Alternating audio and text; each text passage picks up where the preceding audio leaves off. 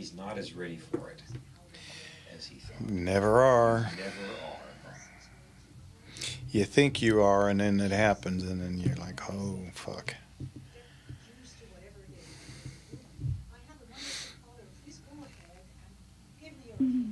People get used. Hello, doctor? Oh my God! Oh, I'm gonna try to get there. I'm homeless. I got a big van, and it's hard for me to park. But my zip code is the same as your zip code. I love what you're preaching and what you're putting down. Oh my God! Unbelievable! Unbelievable! And that spiritual encounter that you had with your dad, you were so close to his soul. Oh my God! Beautiful, beautiful, beautiful experience.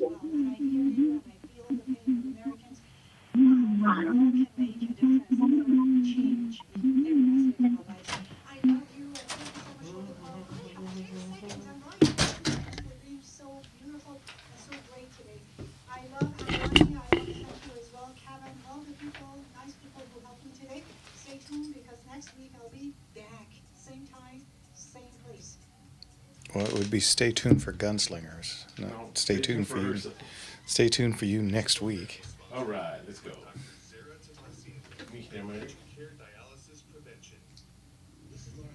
Superb.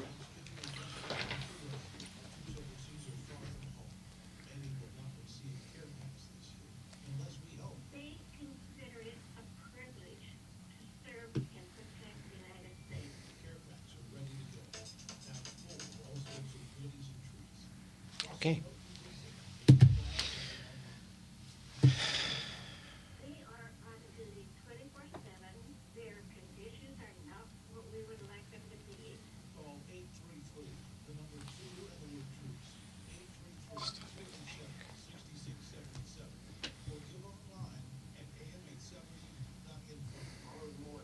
Why does coffee smell so good and taste so bad? It's the dichotomy of... I don't like to brag, but I've been making cowboy coffee for a long time. You know how you make cowboy coffee, right? You take a gallon of water, a pound of coffee, and a horseshoe. You boil it till the horseshoe floats. And that's the way I drink mine. With just a little bit of chocolate and some honey in it. I have been around a bit of cinnamon. Coffee my whole entire life. And so it's been like ingrained in my nostrils. It never smells bad. And my dad always took it black, so every day I'd pour him a cup of black coffee, and then I'd always fill it too much and walk up the stairs shaking. And so I'd take a sip here, a sip there. And my family's the type that drinks it morning, noon, and night. So obviously it stunted your growth. Oh, absolutely. But Jeff, I'm with you for literally the first 30 years of my life. I did not drink coffee, but it smelled so good that I would go camping and I would take some freeze-dried coffee. And as you're boiling the water to wash the dishes, I throw the freeze-dried coffee, not to drink, just, man, that smells good. Well, that's something that wakes you up is the smell. Like, I used to watch that Irish Springs commercial, and I was like, I'm going to try that one day. And I was in the shower. Oh, that does work. And the olfactory really helps you out. Yeah. My pop, first thing he did when he got up in the morning, went straight out to the coffee. Yeah. Well, back then it was the pot. Kettle. Yeah. Yeah. He was a coffee drinker until about noon. Then he transferred over to other things. A little bit harder. I got to maintain the balance. Yeah, I'm kind of an adult beverage guy after that. Yeah. Irish up your coffee and then Irish up your afternoon.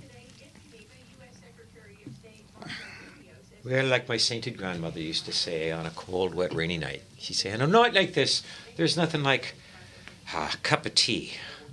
Good hot cup of tea with something in it to keep you warm. And there's nothing like curling up with a good book. Or someone who's read one. You'd have liked my grandma. We were afraid of her, man. She could arm wrestle. I swear to God, all of the boys were athletes. She could arm wrestle us all till we were out of high school. She had been a lumberjack. This woman was effing tough. Yeah. God bless you, Grandma R.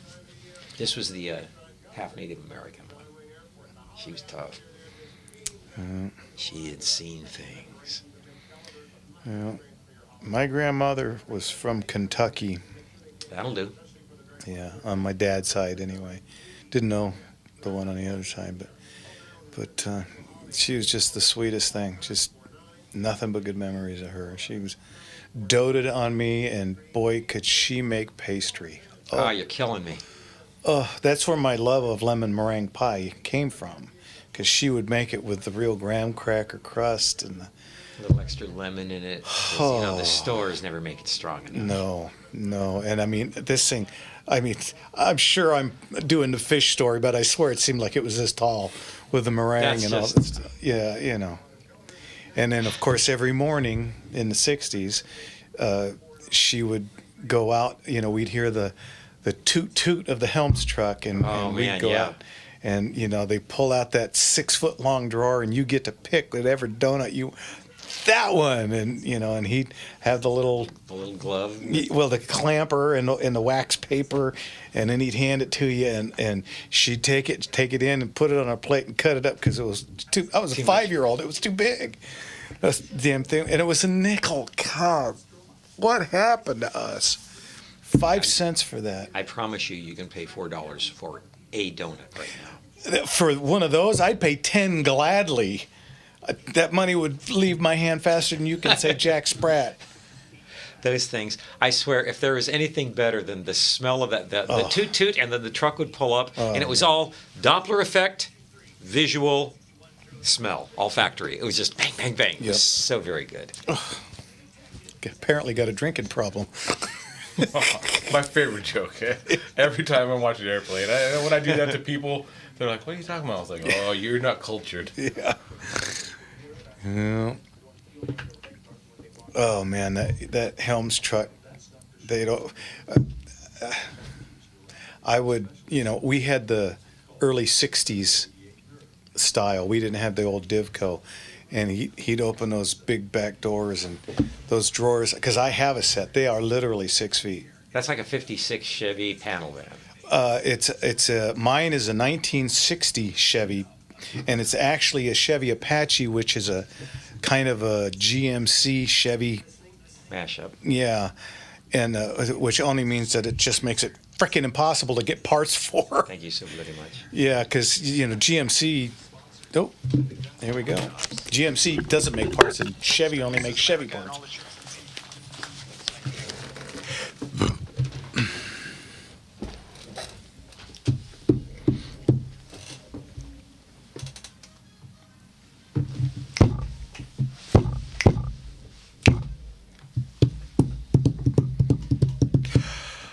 Good evening, everybody, and welcome to Gunslingers right here on the Gunslinger Syndicated Radio Network. That's us, from San Diego to San Francisco, from LA to Phoenix to Las Vegas. We are on the air. And we are all over your internet dial, that is. We're on YouTube. YouTube's up this week, so awesome. YouTube, Facebook, X, and Rumble. Make sure you're jumping into the comments, you're liking the stream, and you're leaving your question or anything on there. And make sure you're subscribed and you're sharing with your friends. That's right. And this is a live show, not a podcast. No. That means that we have a phone number. Jimmy, what is that phone number? You folks are going to want to call in all night at 866-870-5752. Once again, that's 866-870-5752. There you go. Now, did we put the fun in gunslinging or the sin in syndicated? It's one. Okay. The fun and sin slinging? Oh, my goodness. I'm getting lost. I don't know. Oh, boy. Nice week at the shop this week. Love to hear You were there for more of it. Yeah, I was there pretty much till 3 o'clock, 2 or 3 o'clock every day this week, except for, Thursday, I think. Because Thursday, man, it started getting dark about noon, and I went, man, yeah. Bum. Right? Yeah. Not a fight I need to be in. Yeah, I think, because I gave up my chauffeur this week. They told me 6 weeks. It's been 4, and I'm sorry, but I'm just not good at letting other people drive me. So. She's been relieved. Yeah, and I'm sure she's quite relieved to be relieved, because, I'm not the best backseat driver in the world, but that's payback. Right. So, Oh, I don't know. What the heck is this? What the heck? Another time. I don't know. Something just popped up on my screen. Anyway, so we got in a bunch of stuff this week. We got a whole bunch scheduled for next week, and this is all going into February. So, again, next auction, December 13th, catalog is up. That is literally weeks away. Yeah, I mean, it's I'd say right around the corner, but it's right around the corner and up a couple of houses. It's a stone's throw, as they say. Yeah, pretty close. I mean, today is what, the 23rd, and that's the 13th. So we're just shy of 3 weeks. Yeah, a little less than 3 weeks away, Man, guys. it happens so fast, doesn't it? Every time. And go through. There is so much cool stuff. Oh, one of the ones I've forgotten to mention, we got another one of those Barrett bolt actions in 416 Barrett in. That is a very popular device, is it not? Man, we got killer dough for the last one, so apparently that's what this one came in. Guy said, I saw what you got on the last one, so he brought in his. And, smart move. Good. Yeah, and this means whoever came in second. But there you go. We got another shot at it. Has a chance. Pardon the pun. Yeah, has a chance. I would think about it, but I've already got one. Oh, darn. Yeah. I've shot that one. That's yeah. Wait, we were going to run up and down the hills with that thing for a while to just kind of get in shape. Why did we do that? Because I almost had a heart attack. Oh, that old chestnut. Yeah. So this guy is a bolt action. It comes in a what is it? Pelican case, so the big heavy-duty case with wheels. I think it's got a U.S. optic scope on it. That's very good. That's a couple of $1,000s worth of scope. Yeah, on that firearm, that's not a place to save money. We always say spend as much money on the scope as you do on the firearm. Yep. But in this case, you're right there. So this is all going to be on the 13th, guys. Go to gunslingerauctions.com, just like the commercial. You want to do it? Gunslingerauctions.com. And here you can go on high bid or the other one, proxy bid. Click on it, and that'll take you right to the catalog. You can see everything. There's a ton of pictures and descriptions for everything on there. You don't have to bid. You can just look.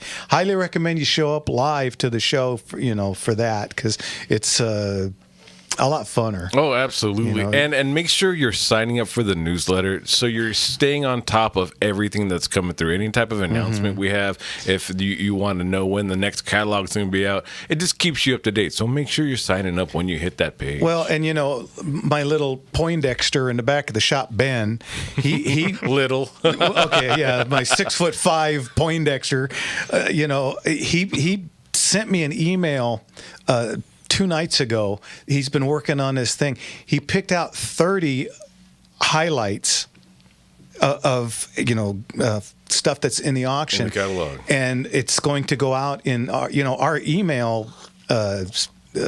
I think it's at like 12,000 now or 15,000. Our email blast, which we do through proxy bid and high bid, but they charge, and we do it ourselves. It doesn't cost me anything. So he's got 30 of these. You click on any one of them, and it takes you right to it in the catalog. It's really a nice cool feature, man. Nice feature. That's why I call him my little Poindexter. He just sits back there and invents stuff. The whiz kid. Oh, look at that. If you're looking online, that's me at a cowboy match, guys. Look at that. It used to be some guy with an AK. I never did like that, but now we got me shooting in the back. Look at that. Make it back, our baby. own. Coming back. Yeah. Pretty soon, I'm itching. I tell you, it's funny when I could shoot. I didn't really, I'm busy this weekend. I don't feel like going cowboy shooting. But now that you can't shoot, you want to. At the back. Well, you know what? That's good. Yeah. You should want to do it. This should be fun. And I mean, how many times have I said that on the show here? That's an American. Tell them you can't have something, they want 10. And now. Yeah. That's true. Yeah. That is true. And so here I am, and that's what I'm going through.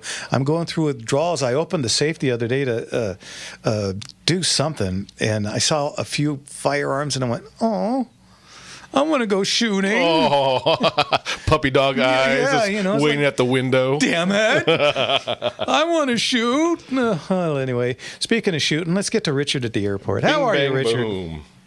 Good evening, you Miles Standish type gunslingers. Thank you. Miles Standish from the book The Courtship of Miles Standish. Well done. How you doing, Richard? Very literate.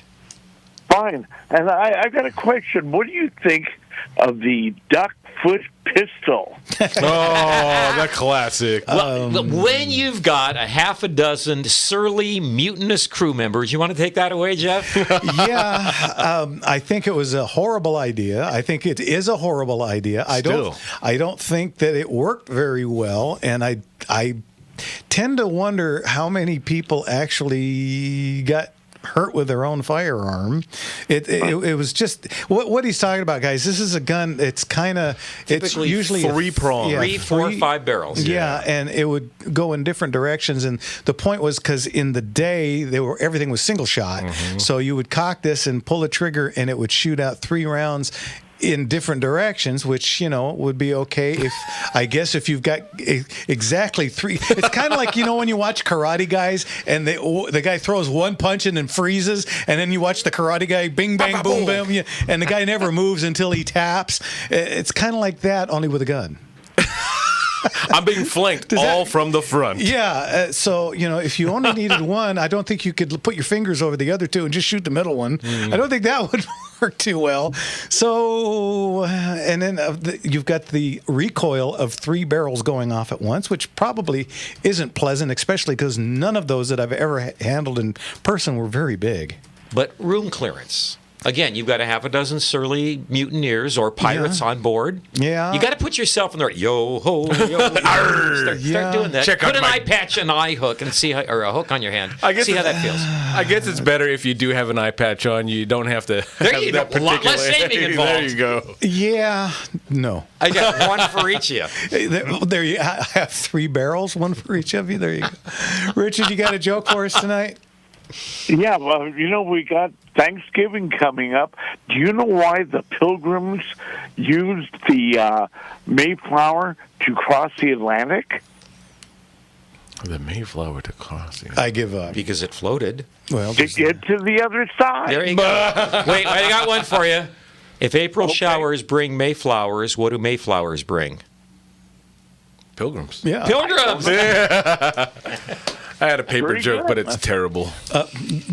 Yeah, no more dad Glad jokes. you contributed. Thank you, Richard. And you guys have a great Thanksgiving. Thank We're you, sir. thankful You for do the you, same, and we'll Richard. see you next week. God bless you. All right. Bye. All right. That does open up lines. Of course, we got Rick from the CRPA coming on in the next segment. Tom and Temecula, don't hang up. We will get to you. You're listening to Gunslingers right here on the Gunslingers Syndicated Radio Network. And even though this is not a Motor Slinger show, we drafted the Motor Slingers. Oh, yeah. Yeah, I just, I listened to it last time, and it's like, I want to do this again. So get ready for some really cool songs. We'll be right back. Yeah.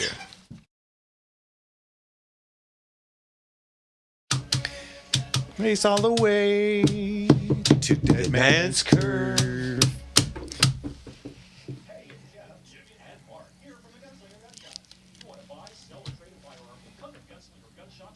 The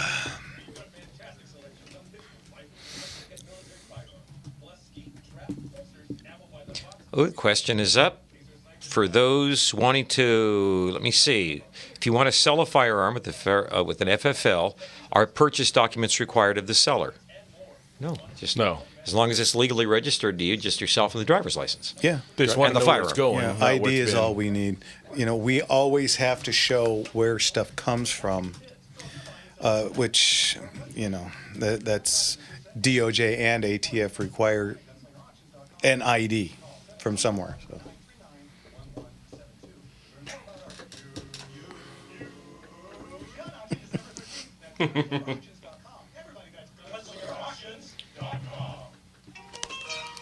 Oh, yeah.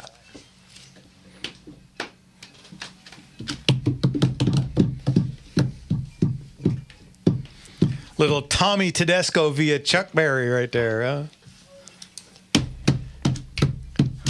Well, she got her daddy's car and she cruised to the hamburger stand now. Seems she forgot all about the library like she told her old man now. Welcome back, everybody, to Gunslingers right here on The Gunslingers Syndicated Radio Network. And as promised, let's get to our friend Rick at the CRPA. Rick, how are you? I'm very busy. How are you guys doing? Well, you know me. I'd bitch, but who'd listen? Hey. I'm always there for you. Oh, that's a true friend right there. You're there for all of us, Rick. Yeah. Don't let him fool you. But anyway, what's going on, Rick? Wow. Okay, so this is a time of the year that normally we're quiet up in the Capitol, but evidently everybody forgot that was what was supposed to happen this time of the year, so we've been very busy. We had several bills that had been caught and are known as two-year bills. And I kind of wanted to explain that because a lot of people have been asking over the past couple of weeks, what is a two-year bill? So California, along with a handful of other states, are different from the rest of the states in that our legislative cycles aren't annual. They're every 2 years. And so we have a 2-year-long cycle. So each member currently gets about 35 bills, and they can split those 17 or 18 or however they want to, one in 1 year and the others in the other year. So in the odd year, like 2025, if your bill gets held up in a committee, it is considered in that committee until January, and then January it can be brought out, or if it fails to move, it is considered dead. Now the author, if they see enough issues, there's enough pressure, things of that nature, the author can just go ahead and pull the bill and even before January declare it dead. So in the Senate, we had 3 bills that we were looking at that were going to come back. 2 of them were nasty bills. One bill, which will just show you the attitude of our legislature in case you didn't realize how vile they could be, was Senate Bill 55 from Democrat Umberg, who's a state senator out of Santa Ana, California, who thought it would be a great idea to allow people that are Gold Star families, those are families that have lost a loved one, defending our country, to be able to have one free day to go into a state park, which costs between $10 and $20 depending on the state park. Now, mind you, we have lots of state beaches where literally hundreds of homeless people go there every day through most of spring and summer and never pay to go there. But, yep, because that might cost us 100 or 200 people a year actually using this, they once again voted down. And so it had been held in committee, and Umberg said, I just can't get the votes out of my own party to get this across the line, and so that bill died.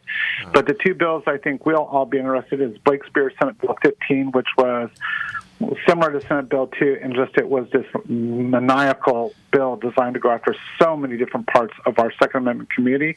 We put enough pressure. It had been held in appropriations, and when I talked with the staff and her and everybody else, not her personally, but her staff personally, we have now got that bill killed. So that bill is not coming back, and there's no replacement bill for it in 2026. Good. So that's a nice little victory. Oh, yeah. And then we also had Senate Bill 248, which, Jeff, you and I had talked about. That was the one that when people inherited firearms or were getting firearms transferred for family members, something that you did a lot with in the auction business, was designed to intimidate them, scare them, into feeling like they had to turn them over to the state or some local agency. And that bill is now dead. So all the bad Senate bills from 2025 are officially dead. Look at that. Yeah. So now we're working on the assembly bills. I hope to have this week. It's a short week, but it's a very vicious week. So hopefully I'll have some good news next week. But the first one that I did get good news just before I came on the show was Assembly Bill 1316. That was designed to scare people from ever wanting to go get a hunting license.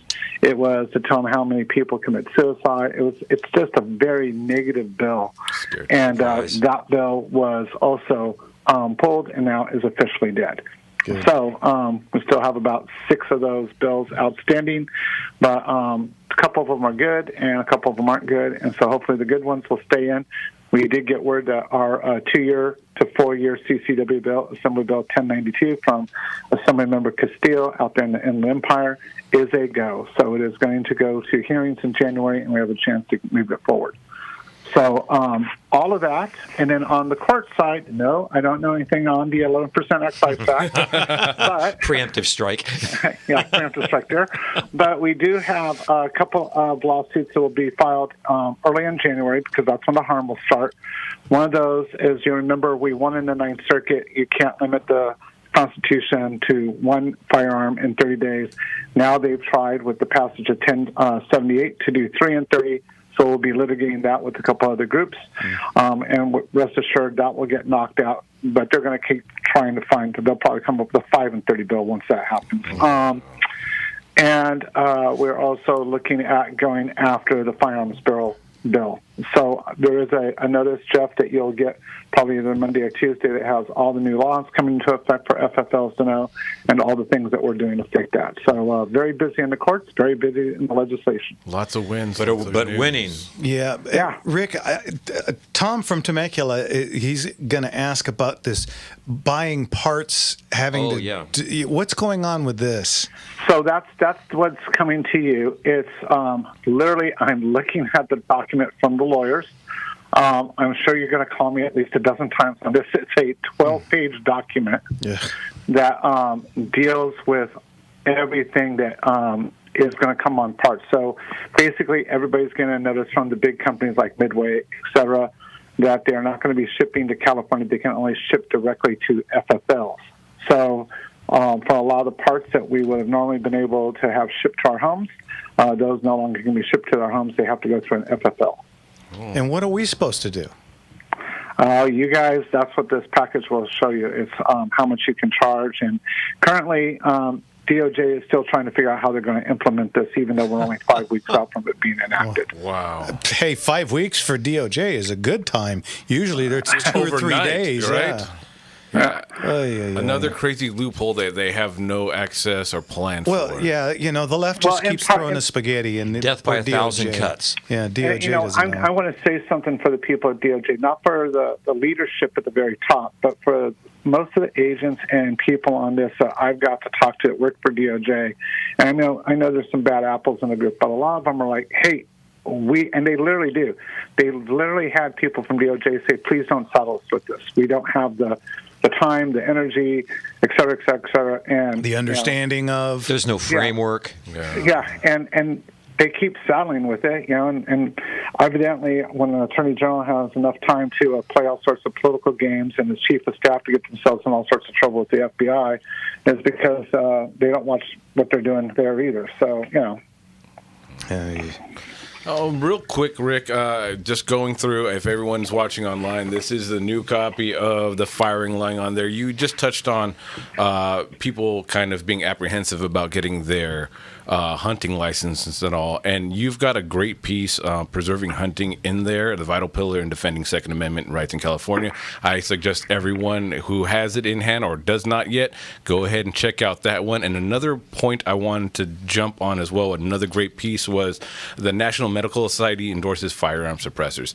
So, folks, when you need information to fight back of the lies and the kind of misdirection, these articles here are here to help you substantiate your points and back you up in all the kind of back and forth you go about with this. So make sure you're checking it out. Use these materials for your everyday speech because they're here to help you. And I just want to thank you guys so much over there. Tim Wheeler did this, but you did the article about the hunting and preservation of hunting. And I just wanted to say thank you again for this magazine and all you guys do. It's amazing. I appreciate that, Jimmy. We're all working really hard to try to educate people. We had a great meeting with the women who are going to be going to our Capitol Day for our new Women Armed to Fight, Vote, and Educate at the Capitol. And we were going through some of the bills that they're going to be speaking on, and I got to tell you, I was incredibly encouraged. We have college-age ladies all the way up to women who are retired, everything in between, from so many different backgrounds, doctors, lawyers, professors at major universities, stay-at-home moms, business people, all sorts of different walks, and all these women articulate coming together. And I just, this is our part of the fighting back. We're actually getting people, Jeff, off the couch who are coming on their own time and are fighting in the trenches. And so to those of you who have been sitting back, we've got some impressive ladies that are women that are doing this. And so it's time to get up and let your voice be heard. Yes. That's really encouraging. Absolutely. Yeah. And I'm sure we have a little bit to do with it. Yeah, Yes, you do, because we keep getting. This is what it comes down to. It comes down to you guys and others just trying to get this wording out because, we're up against, 50 other voices on the other side saying we're horrible people, and there's a handful of us that are trying to push back on those airwaves and social media and everywhere else saying that's not the case. Yeah. All right. Well, so I want to thank you guys and say God bless all of you and have a happy Thanksgiving. Happy Thanksgiving. And to some of my friends who are rubbing it in, congratulations on all the turkeys that are getting whacked to go onto the table this week. very good. God bless you. We are thankful for you and Rick, the CRPA. Anybody wants to donate their time, their money, or join, which I highly recommend, how do they get a hold of you? CRPA.org, and if they have any questions, contact at CRPA.org. God bless you guys. We'll talk to you next week. Thanks, Rick. Yeah, thanks. Bye-bye. Wow. You know what? These last few years with this growing positivity coming from Rick, this is a happy Thanksgiving. It's really something because, all kidding aside, every time Rick came on, it was like, oh, God, no, now what? Gloom. And now everything is looking up. The fight is working, folks. The tide has definitely turned. It's because of their tireless efforts. Yep. No question about that. And the support of all the people who do stuff like, I don't know, listen to the show because of your tireless efforts. Well, the pendulum is becoming unstuck. Yes. Absolutely. And hopefully it starts swinging to the right. To the common sense. All right, guys, we got a long break, but this is where it's time for you to call in. What's that number, Jim? Call in at 866-870-5752. Once again, that's 866-870-5752. All right, when we get back, it's phone calls time. Tom will get to you immediately. You're listening to Gunslingers right here on the Gunslinger Syndicated Radio Network. And we'll be right back. Yes, we will.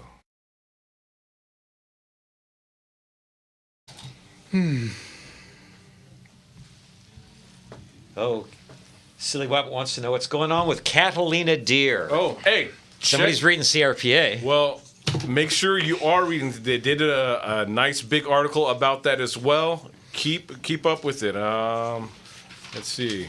I think they do a piece about that in there. Saving Catalina's deer, why the Conservancy new eradication plan must be stopped. So check out, get an update there if you can hear me. And then again, CRPA.org, all your up-to-date information on that, or contact them. Ask them exactly where it is and find out. Let's keep it going. Send them some traffic. Make sure you're joining them and make sure you're helping out any way you can. And in the meantime, if somebody would kindly take the traffic off and put the That's studio. not very trafficy. It's not. So but we're it's kind of enjoying that. It's kind of blurry and it's got nothing It's to not do really with about much us, of is it? anything. Yeah. However, if you'd like to see the intersection of Brand and the 134, Yeah. Thank you. there you go. Hey. Now that's the intersection of Bland and the 134. Yeah, so again, folks, the firing line, bi-monthly, everything's in there. Keeps you updated on so much of what you're doing. And Rick Travis from the CRPA writes for it personally. There's always a great opening generally from Chuck Michelle himself. And there's always an ad for Gunslinger auctions in there. Gunslinger's right in the bread of it, folks, right in the mist. Yes, right in the front row. So there's so much good on there. There's information on how you can support, how you can volunteer, how you can join, how you can find other advocacy groups within.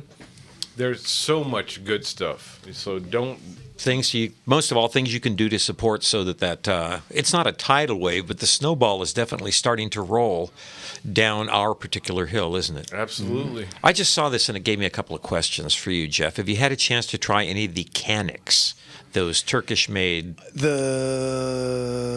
Show me. These are all compact ones, No, but they make a I couple have of not full-size. We need to have a range day. Okay. And then in the process of that, talk about they're fairly. Look at the price. They're $100 under a Glock typically, which are I'm sure for you in your brick and mortar store those are unobtainium because of the Glock ban, they're right? sold out. Yeah. So they come in at a very modest price, and then Shadow, of course, has jumped into the mix, but they're coming in at twice the cost of a Glock. What's the name of it? Shadow. Oh, Here. There's a gun that is very similar to a Glock 19, and I can't remember the name of it. I got one, and it's like a Glock 19 Gen 5. It's already got the cutout for a sight, and that is becoming au courant. You can't sell it without it. And I got one because my CCW comes up in the spring, and I'm going to put that one on it. Do you feel that there's going to be a surge in Glock type firearms to fill in the void? Well, no, because anything striker fire is going to be banned as well. Yeah, das verboten.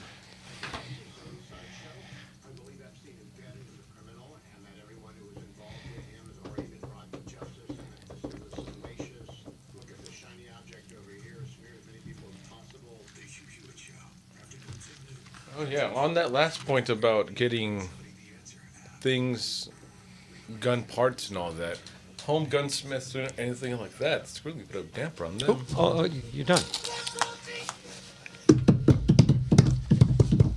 It's a little old lady from Pasadena. Go, Betty, go, Betty, go. That's a little fight gardenias. Good job. Go, Betty, go, Betty, go.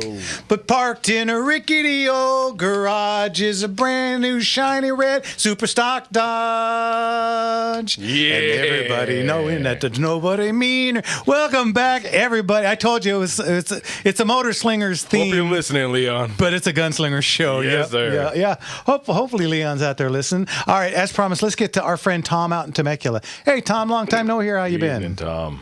Good evening, gentlemen. I've probably been better than you, so congratulations on your recovery. Thank you, sir. I got the dreaded email today from Midway USA about this ridiculous new law about parts and tools. Yeah. And Rick sort of addressed the parts issue partially. But how are they going to define tools? Does this mean if I want to buy a set of gunsmith screwdrivers, that I've got to present a driver's license, that I've got to go through an FFL, or a butt pad, or a reproduction butt plate from Galazan? Yeah. I mean, how stupid is this, and how far is it going to go?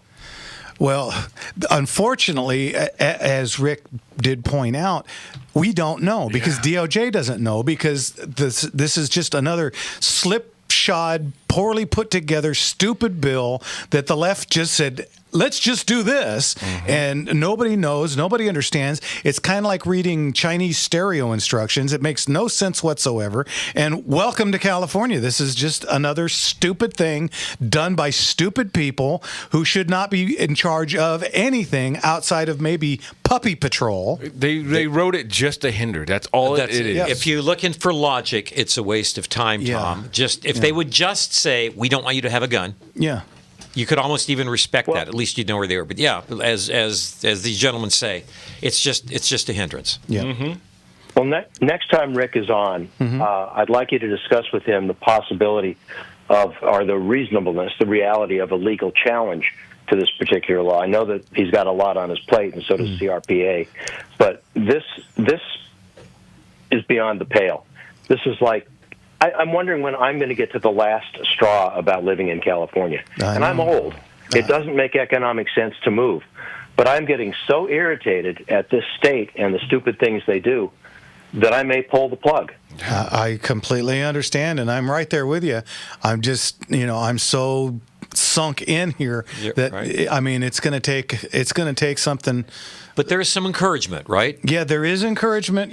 Things are coming around, but it's we got to get people to frickin' vote. Yeah, and once we start getting our side to go, oh yeah, we can do this. Things can change. I mean, I'm not saying they're going to do it overnight, but and it's very purposeful that they're doing these to this side of the fence and all to push them out, so they do want to run, so they can have this clean slate of their brainwashed masses and all that. So the further we can hold out and start voting correctly and come together, the more chance we have to save it, so this kind of stuff does not happen in the future. Yeah. Right. So If this keeps up, it'll be not too long before I have to present ID and go to a federal agent to buy a new reed for my accordion. Oh, yeah. I know. Yeah, I know. absolutely. Well, accordions are, in some cases, considered to be far more lethal than most firearms. an assault accordion. They are dangerous. Bear traps and accordions, same house. There you go. Okay. All right, Tom. Talk to Rick about lawsuits for this one. I would imagine this is going to be one of the stupid. ones in January because they have to let the law take place and then we sue. Oh, yeah. That's how it works. So hopefully I would imagine this will be right up there. Too late for some of us. Understood. Okay. Thanks, Tom. Thanks, boys. God bless you, Tom. Thanks for Thanksgiving. Yes. But that's the thing is that, say you are a home gunsmith, as we were talking about in the break, you're a home gunsmith, and say you just work on things at home, and how much is this going to hinder those folks that have at-home business, legit businesses, or just hobbyists in general, and how much this is really going to tie their hands from getting any type of work done? Well, work. That's a 4-letter word. Yeah, and no one likes to hear it on I know a guy side. that needs a new barrel for his Springfield for his 0383. I mean, seriously?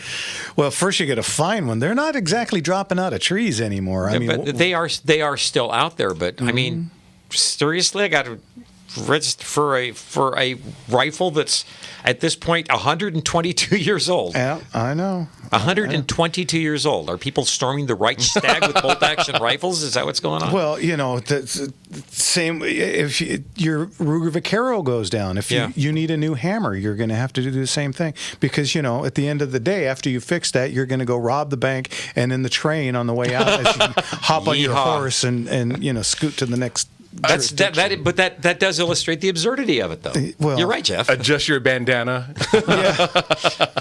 Make sure you got that string around your neck so that you don't lose your hat.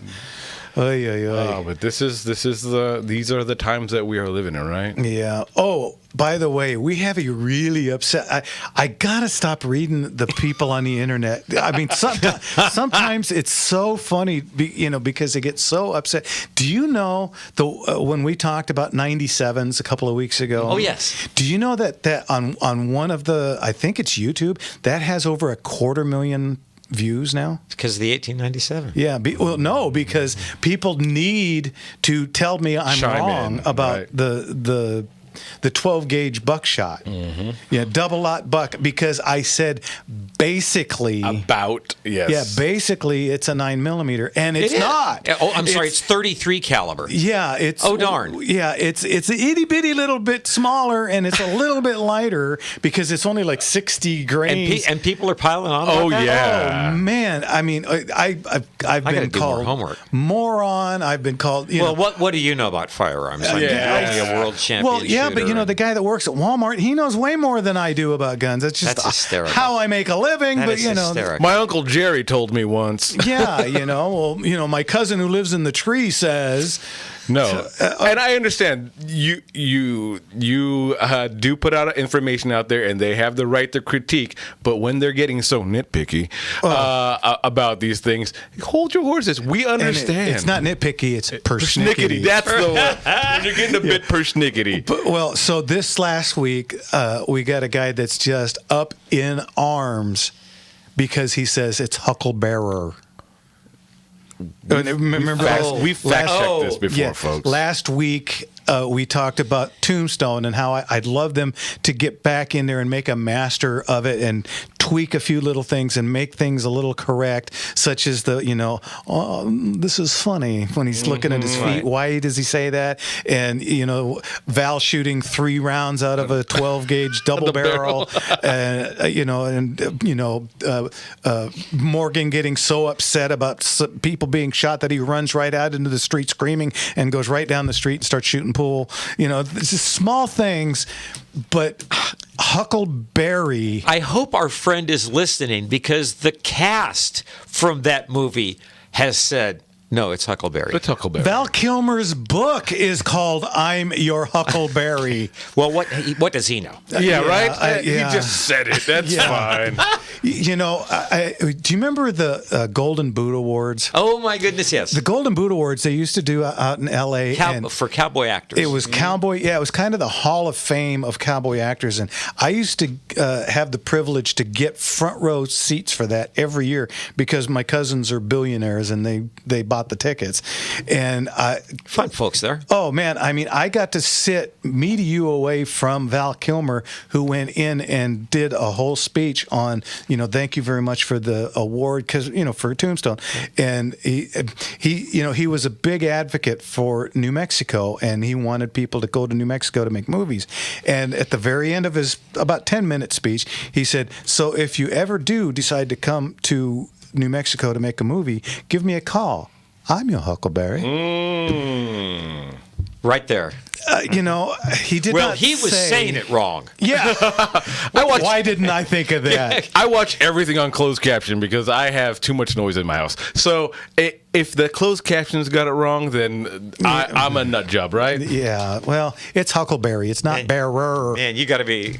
You got to have more time on your hands than I do to be arguing about what's, especially when so many authoritative sources, like the guy that said it And the guy that wrote it. Let's get Yes, to Mark ma'am. in Woodland Hills. Mark, how's it going? Hey, good evening, Patriots. Good evening, Mark, brother. Hey, we often hear, from our detractors that the Constitution is a living document. Wrong. It is. This is dangerous to our amendments, Correct. as our forefathers envisioned them to be. Actually, I agree with the dearly departed Supreme Court Justice Antonin Scalia, who correctly believed that the Constitution is actually an enduring document, not one to be edited, not only interpreted. And our nation's detractors have been crossing the Rubicon for years now, trying to collapse our empire and global influence, and to take away the rights in our Constitution, especially the Second Amendment, is their way of getting there. Mm-hmm. I don't know how you guys feel, but that's my belief on this. Well, 95%, in my personal opinion, 95% of all discord in this country is caused by offshore. Oh, yeah. Because most of it is social media, placating to the left, placating to the right, and I believe that most of that is set up through people that don't love us. Yeah. Yep. Unfortunately, our president's being rolled once again. You're absolutely right. It's the dark money from these 501c4s that can obscure who gives them the money, like the CCP, like Soros, the usual suspects. Yeah. And they fund these 501c3s who then go out and do their bidding. No question. Well, yeah, I don't know that he's being played because, every time I think that about him, he rolls a different direction and it turns out he's playing them. He's a pretty sharp guy. I'm not somebody I think I'd want to go fishing with, if you know what I mean. Not a fishing buddy, but I do like him as president. And it's the people around him, brother. It's the people around him. That I won't. That I won't He argue. has some fantastic secretaries in his cabinet, but it's the functionaries that are thwarting his progress. Well, Bureaucracy is one of the restraints on the power of the presidency, no question. A message to our beloved president: do what you feel is right, my friend. there you go. Mark, we're coming up Okay, on a break. brothers. Thank you, sir. Hey, happy care, Bubba. Thanksgiving, brother. We'll talk to you later. Cheers. Bless you. All right, that opens up a line. Quick, what's that number? 866-870-5752. Once again, that's 866-870-5752. Next time, Ryan. Oh, next yeah. time. All right, you're listening to Gunslingers right here on... The Gunslinger Syndicated Radio Network. And we'll be right back. Let's go.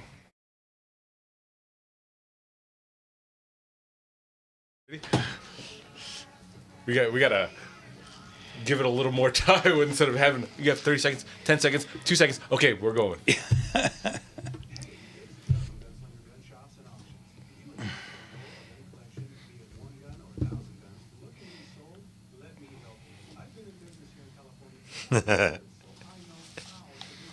What's the... Jake, I finally got here.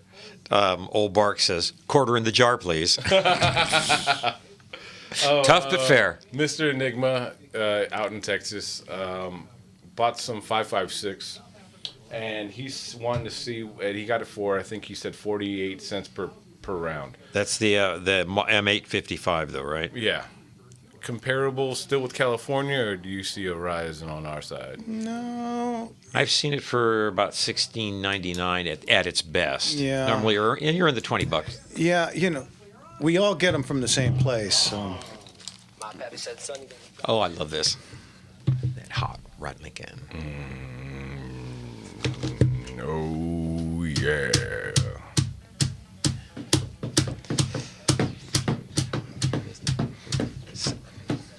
I feel so bad for the internet people. They don't hear this. That Model A. I was driving that Model A. Love hearing Leon sing to this one. Yeah. That's so great. Yeah. Just won't stall. Yeehaw! Little Commander Cody. Welcome back, everybody, to Gunslingers right here on the Gunslinger Syndicated Radio Network. All right. And you know what? Because he's been waiting a while. Let's get to Michael in Whittier. Michael, thanks for holding on. What can we do for you? Hey, good evening, Gunslingers. Hey, I was perusing your online catalog for your auction in December. Good man. And I've never attended your auction before, but I can get to it this time. But I've got questions on what are the charges and the fees if I win, being in person, if I win, one of the gavel comes down and I win, what fees am I looking at? I'd hate to win something and then be out in the parking lot trying to sell the spare tire off my truck to make up, the difference. Understood. Okay, how the fee system works is, of course, there's the price. If you're the winner, all right, here we go. We got 200 now, 200 go to get a half. Now 75 now, 300, 300 sold, 275. You're going to pay the 275 that you bid. There's a buyer's premium. Now, buyer's premium, that's how I get paid. Okay, our buyer's premium in-house is 15% for cash or check and 18% for card because they charge us about 7%, so we're kind of splitting that with you. So there'll be the buyer's premium, then there's the tax, which is 7.75 where we hold it in Anaheim, and then there's that stupid 11% excise tax that the governor stuck us with. And then have to pay the dross fee and all that. Well, the dross fee, how we do that, it got so confusing that what we do with dross is we don't charge you dross until you get to the shop, because those guys know, if you got 6 guns, you only pay 1 dross. If you get 1 gun, you only get 1 dross. But sometimes you get something that's non-drossable, a painting or art or an antique gun or whatever. We don't want to charge you. So the folks that are at the auction, it just became easier for us to just collect that there. So what you'll pay for at the auction is the gun buyer's premium and the California overcharge tax. Yeah, and especially because we do a lot of stuff online and all that, we can't charge them the dross fee and all that. Yeah. And that's one of the reasons that we love and appreciate you guys coming live, because you guys are saving off on the online premiums. It's much cheaper. It's 25%. Figure this out, guys. It's 15% if you're buying in house, and it's 25% if you're buying online. So you can imagine what the online companies are charging. You don't have to be a brainiac to figure out what they're charging. A rocket surgeon, that is. But it sounds like a blast. And it really is. Yeah, the experience itself is outstanding. It's a lot of fun, and we go pretty fast, and you get a bidder number, and you get to sit in this really bitchin' garage, it's Highway 39 Event Center, folks. Look at 14,000 square foot, full of the coolest. There's a picture of it online. Full of beautiful cars that they rotate constantly, and there's neon all over the walls of all kinds of really cool stuff from yesteryear. And then there's all kinds of different motorcycles and scooters and Vespas and Rockmans. Yeah. The old motor scooter. Cushmans, thank you. So there's all kinds of really, really cool stuff to look at. I walk through there and go, got one, need one, got one, need one. Next. Just the environment itself is outstanding. Yeah, so it's really a lot of fun, and there's guys out there to park you, show you where to go and everything. So it's a lot of fun. We love being at Highway 39. Yeah, they're great to us. And they have great food and drinks, so you come, you don't have to sit here on an empty stomach. You take a break now. They got a full-on bar. They've got beautiful bathrooms. It's a one-stop party shop. Oh, yeah. All righty. All right. Well, what time do the doors open? We open the doors up at about 9, and we start the auction right at 10 a.m. Boom, I hard. hate being late. All righty. I will be there. Awesome. Thank you, Michael. Be sure to say hi. We'll see you then. Take care. Happy Bye-bye. Thanksgiving, brother. All right. Hey, that opens up some lines. Jimmy, what's the number? 866-870-5752. Wait a minute. Who? What's that number? That number is 866-870-5752. All right. Again, 866-870-5752. All right. From the one and only Leon the Motorman. I love the drawing. Yeah, that's classic. Yeah, that's very cool. Very cool. All right. Oh, okay, so what I was starting to say, you know, of course, December is right around the corner. February, I keep telling you guys, it's filling up. I don't know if I'm picking up a collection on Tuesday, and I think we may be done with it. Yeah, it's stuff's coming in. Over 3 months away, folks. And then that means that things are going to start rolling over to our May or May-June auction. So that means that that's going to start filling up quick. And then that's six months out. So, folks, get them in now. Make sure if you're thinking about getting paid anytime soon, get them in now so we can get them on the catalog, get you out to auction, and make you a happy camper. Now, we may be doing an odd auction in the spring before then. Oh, yeah. Mark brought us in a little. We have a friend of the show who happens to be the curator of, or was, he has just retired, the curator of the Fort MacArthur Military Museum. If you have never been there, you have missed out. You may or may not know that we had a fort which was intended to guard the harbor of Los Angeles and the coast of the western coast of California against invasions. Well, it's got bunkers, it's got artillery, and once a year they would reenact the 1942 air raid, which is one of the more comical events in American military history, where somebody thought the Japanese were coming. They made a movie about it, a John Belushi movie about it, 1942. which was only slightly overblown. Anyway, this guy has the keys to the joint, and the city of Los Angeles, because it's woke and doesn't want to face our past or anything, substantially cashiered him and made him get rid of 120 years worth of U.S. history. Wow. Well, so it's coming. Yeah, we're in discussions with them, and we may be selling off. They moved a lot of stuff already, but they've still got a ton of stuff, including a half track. Hey! You know what? You have such a nice car collection. You know what it needs? You know what would look really, really good? Just guarding the entrance to the property. Yeah. You wouldn't have to have the quad 50. Just their single ring mounted would do. Well, you know. But as long as I'm here. You got to do it right. You know, it's anyway, so I told him if you know this comes through, we may end up doing just that place as the auction, the entire, and if it's enough, it may be a 2-dayer. The stuff they've got in there, I've been there, toured it, even absent many of the firearms. The stuff they have, World War I militaria, World War II militaria, radios, range finders, uniforms. Lots and lots and lots of really cool stuff.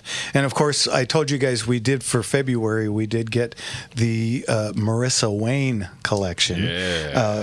Again, this is Colt and Winchester over the years have made many John Wayne commemoratives, and they always give the family the first set of them, and because there were 7 kids, they were numbered. I think it's Wayne Family Foundation or something, and then a number. 1, 2, 3, 4, 5, 6, 7. She's the 7th child, so her number is 7. So special serials. Yeah, so we've got some beautiful Colt single actions that are engraved and gold inlaid. You've seen the John Wayne Colts over the years, and they go for a chunk of money on their own, but these are family owned. So these are the rarest of the rare. Oh boy! And so we've got a couple of single actions that are like these that are just their number is 7, serial number 7. Okay, we've got the Winchester. Of course everybody knows the 94. We talked about this last week with the it's silver and it's got a bunch of John Wayne stuff on the receiver and it's all scroll engraved. But they also made one called the Duke, and I think they only made 300 of those. And it's basically the same gun but in a bronze finish. Ooh. And yeah, they're just super scarce and very expensive. Limited. This is in one big surfboard-sized box. Both guns, same serial number with a different lettered prefix. Yeah, so I mean, this is just the coolest of the cool. See, and that's the thing about our auctions. We get all that rare to find stuff, and then if you're looking to fill in your safe with something you really need and not just want, we got that too. Yep. The whole swath of firearms is what we do at Gunslinger. Yep, and like Jimmy says, we've got a lot of really cool stuff that's just good solid shooting irons. Oh, yeah. Not everything is a high-end collectible. You know, we've got, although, you know what, we've got 3 Parazzis in December. three shooting iron if you've got the bank for it. Every one of the Parazzis are multi-barreled. So they're all sets. Yeah. Yeah, I mean, just, man. You know? So we do a lot of everything. Yeah. For those of you who are not familiar with what a Parazzi is, Jeff. They are the Cadillac of over-under Italian shotguns. They're Italian, so let's make it the Ferrari. All right, Ferrari. fine. Well, you know, we're American, so you got to go caddy. But then again, you know, that's really not even a saying anymore, is it? The Cadillac of... The Cadillac of Cadillacs. Yeah. They're bitching. Let's just put it there. Oh, yeah. Really Well, nice. I hear the music. That means that we're going to come up on a break. But you know, when we get back, we'll be in our second Power-packed hour. That means phone calls. We got a couple. We got Howard in L.A. and Ken in Las Vegas. We'll get to you as soon as we get back. What's the number? Quick. 866-870-5752. Okay, what's that number? That number is 866-870-5752. Very good. Thank you, guys. Thank you, Leon. We'll be back right after this. Yes, sir.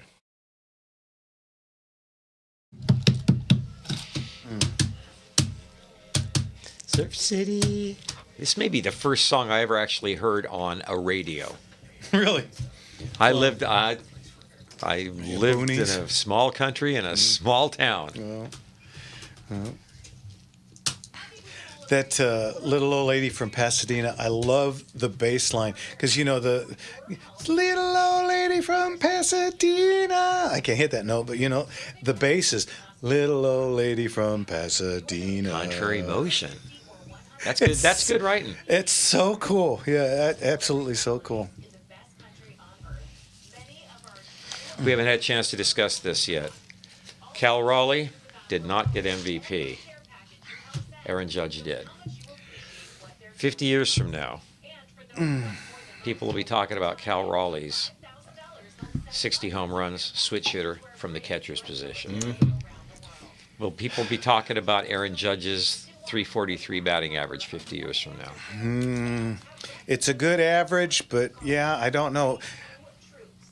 I'll be more of a believer in Raleigh if he does it again. Yeah, or gets close. Because you know what, he was pretty silent in the series, in the no question post. Yeah, you got to be hot at all times. Yeah, I mean, you know, Judge didn't. I was going to say, right? and what last year when the Dodgers won, what was the event that them winning the World Series hinged upon? The single event that the Dodgers winning the 2024 World Series hinged on. It was Judge putting a fork in a routine fly ball. That was bad. Not to take anything away from the man as a hitter, yeah. but it's MVP, not MVH. He should really be a DH. Honestly. Yeah. Yeah. And I hear he's a great guy, and I'm sure he's a great leader for his team. He takes, in the course of a season, he takes 200, 220 balls a year. How many does a catcher take? By the way, there's a number. Between 17,000 and 18,000. Oof. Versus 200. Yeah. Tell me again. And on that note, you think we're gonna have T. Oscar and Wright again? I don't know. I don't know if we're gonna have anybody left in the outfield. I mean, you talk about the A ultimate guy that should be a DH. tank. Yeah, I mean, You're right. You're right. our center fielder. What was he? 1 for 70 in the series? You know. Yeah, Podges. Yeah. Yeah. Well, yeah. Pothead, Pages, whatever the hell you want to call him. Marvelous fielder. Fun to watch. That's why you should have a DH. Yeah. Yeah. But Hernandez is frustrating because he would redeem himself with that clutch hit, but he didn't hustle. No. And you know what? And the defense wasn't good when it was there. The fact that he didn't try to get that home run to break up that no-hitter, I will never forgive him for that. You know, Yep. never 2 outs in the ninth, and you just let a barely over the fence go without even an attempt. Your cleats should have been embedded into that fence going up that wall. And I don't know. I don't understand that mindset. I don't understand the lack of hustle. Straight up, I Yeah. don't. What did the old professor, Casey Stengel, you know, he was a Glendale boy. So there's a lot of little monuments to him in this little town. But I love what he used to say. I hate them. Got to use the voice. I hate them guys, but give me 3 runs and give up 4. Yep. Well, he always had his secret weapon. You know what his secret weapon was? Yogi. Yeah. Right. How many World Series rings? I think he ran out of fingers. Yeah. I do think he did. Yeah. Mr. Stig got some nice shotguns in the catalog for December. Browning Satori. Satoris are quite nice. Yeah.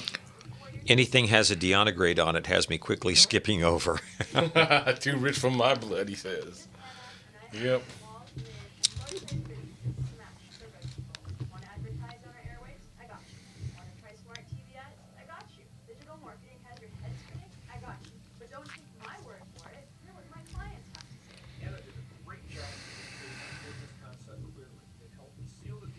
Hey, thank you everyone online right now. Thank you for keeping the chat going on there.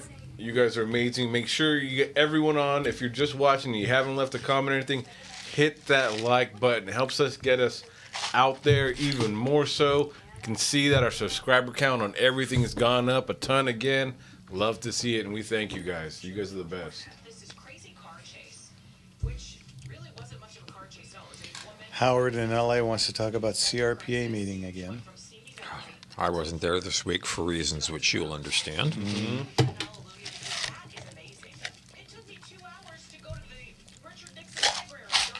Time to get some more water. Holy smokes. Thanks, the cough drop is necessary tonight. Here, you have a job. It's a 2-part. Anybody need anything? I'm good. Good right now, brother. Thank you.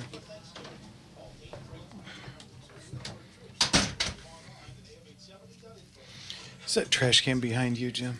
No, it is not. Back over here. Let's from downtown. Fuck. Missed it by that much. No, you totally made it. No one else. Oh, no, they saw it. I should have just cheered. Hey! Oh, here we go. Let it in fine. Be deuces and a 4-speed and a 389. Yeah. But no button up now. Dream stop to whine. Light it up, blow it out. GTO. Here it comes. Wah wah. Wah wah wah wah wah. When you can't think of any words, this is what you do. Whale, baby, whale. All right, welcome back, everybody, to Gunslingers right here on The Gunslinger Syndicated Radio Network. Wah wah. Radio Network. And then they go up from that. None of us could hit the first note. Oh, man. Hey, you know what? It's been a long day. I got up. Okay, I got woke up by my alarm going off. Yeah, when you have motion sensors or motion detectors inside, anything can set it off. A cockroach walking over it or a spider, who knows? So about 7 o'clock this morning, my phone rings. That's rarely good. So, I get up and it says alarm company. Oh, crap. Here we go. So I answer. And, so I've got every inch of the store on camera. So I, pop over to it and I'm talking to him. I said, well, hang on, let me look. And, of course, there's nothing moving. So, okay. Yeah, I go, no, it's a false. Don't worry about it. Okay, fine. Da-da-da, blah, blah, blah. Hang up. Moments later. 5 minutes later, guess who's calling me? Guys, you just called me. Oh, it's going off again. We reset it. Okay, let me look. Blah, blah, blah. Nothing. So ended up driving down there about 9 o'clock this morning. Yeah. Went in, and that's always fun, the best. I've got gun out, ready to go. Of course, I can't really even shoot, so hopefully I don't have to. But I go in and, open everything up, go through, clear the house. Everything's good. And then I go in and look in the room, and sure enough, there's a cobweb, spider web beaming right across it. So I knock it down, and that's like, oh, for crying out loud. Terminate with extreme prejudice. Yeah, yeah. I look for the spider. I didn't see him, but you bastard. You use the broom handle instead of the broom handle Luger. So yeah, there you go. Just the broom so handle. that's how I started my day. Then got back and we went on a 3 mile. I did a 3 mile walk. And then sat down and watched Landman. Oh, your new favorite, huh? Oh, man. Yeah, what do you guys think? It's starting off a little slow. Really quick. I don't know if I know when I brought this up last week, everybody went crazy. Okay, I'm not buying the lawyer girl. Okay, the first time in season 1, she goes in and she just rips a guy apart. I liked it. I thought, okay, this is cool. Well, they kind of redid the same scene, and I'm not buying it this time. Yeah, first off, if you're that tough of a lawyer, you don't have to be a hard-on. No. You just go in and you smile as you assassinate. You don't go in and, I'll do this to you, I'll do that. It's like, yeah. It sounds like there's going to be a character arc with her hardness. Maybe she's going to find an opponent that maybe matches her or something. She goes in and there's like 4 other attorneys that are suing, and she goes in and rips their whole thing apart immediately. And I'm thinking, okay, wait, there's 4 of them, and these guys, are probably getting $10,000 an hour. Mm-hmm. And if they go back to their client, with this case shredded, they're going to be saying, I think we're going to be hiring that lawyer from now on. Do you know why they'd be making $10,000 an hour? Because they're very good at what they do. And so the second time around, I didn't buy it so much. I was kind of like, this is a little forced. I'm not getting it, And she's a young itty bitty. She couldn't weigh 90 pounds. Dripping wet, this girl. Bricks in the pocket. Yeah, and so I'm just kind of like, I don't know. I didn't buy that. It sounds like a wait and see type of moment because. Well, let's hope so. And I won't go. I won't spoil it for anybody who else was watching it. But I was in a movie with Buck Taylor once, and I was supposed to have a gunfight with him, and I'm pretty good at that, and so I was trying to slow down so that he could beat me. And as I tried to get slower and slower, it got till it was kind of silly. And he was aware of that, and he finally came over and he put his arm around my shoulders in his avuncular fashion and said, "Son, don't worry about a thing. Screenwriter's on my side." I may apply in this particular case. Yeah, well, let's hope so, because I really like the show. A big fan of Billy Bob Thornton. Yeah, oh, yeah.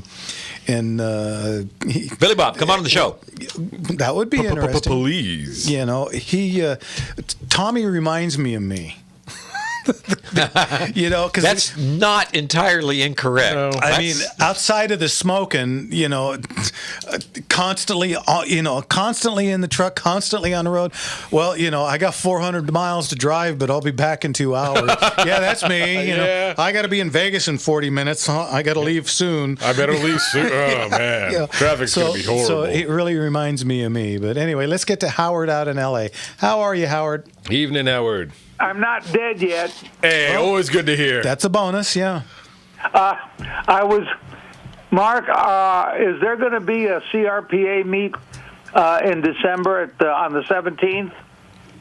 Boy, I wish I could speak authoritatively to that, and I simply don't know. Let me see if we can if we can get in touch with the higher-ups, and we'll let you know.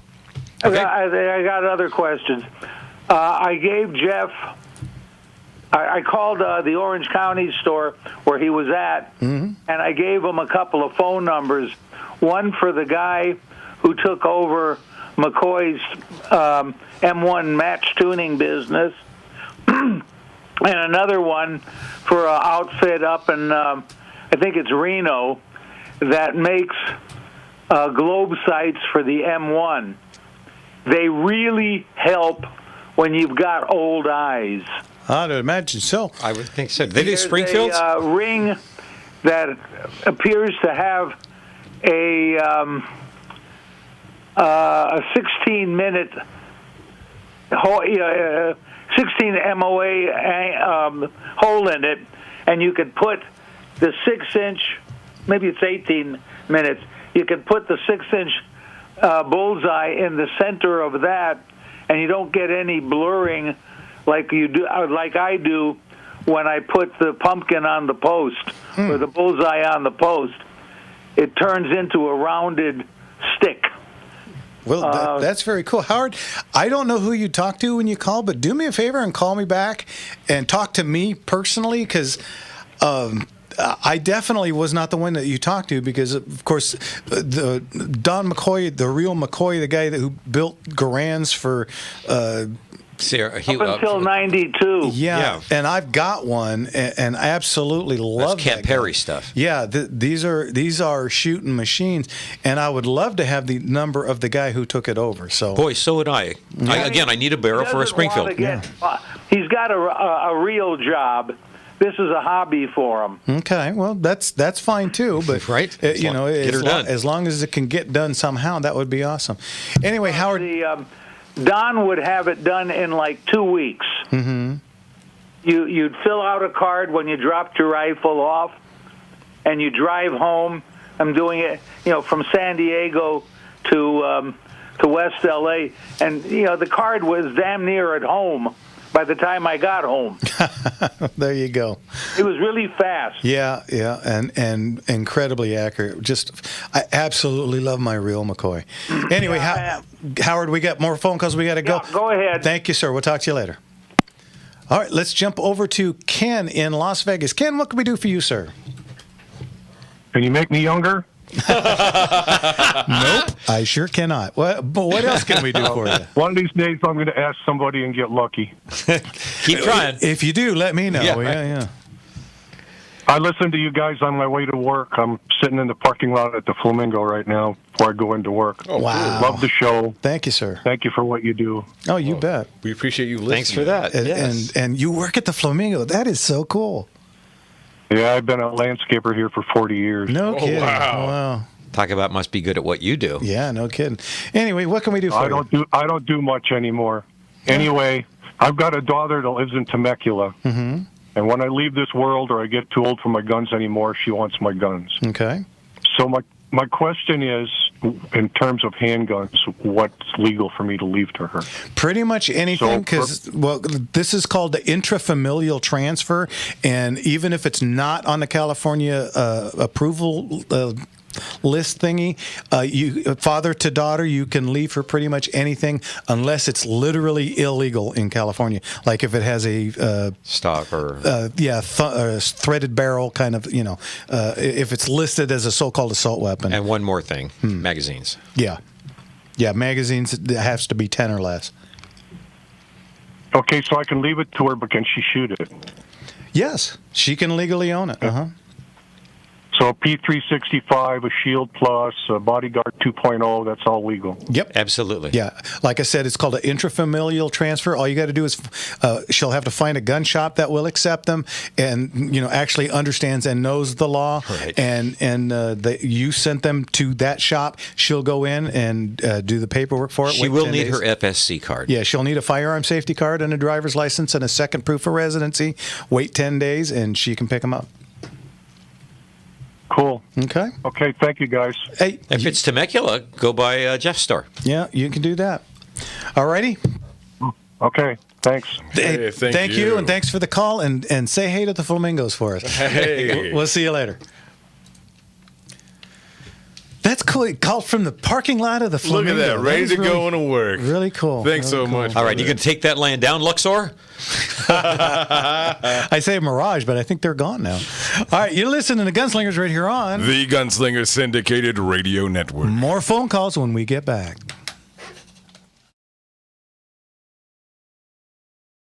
Might be the San Fernando. Okay. You're looking at Marin County. Yeah, just because it was another link that popped up. What are you looking for? Oh, the Howard who asked, is there a meeting at the Burbank? That's November, and let's go to December.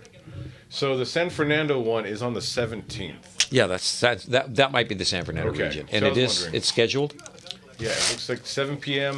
on the 17th, Wednesday the 17th. Does it give a location? Magnolia Boulevard? Yep. Burbank, VFW. Yep. Good. Then we can tell them yes. Yeah, we'll go ahead and update them as soon as we get back on. That's what I was thinking. I was wondering, is it... There you go. Thanks, Eric. Hint, use Gunslinger's Gun Shop. He'll take care of you.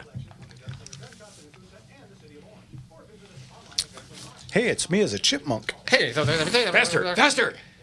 I still want the hula hoop.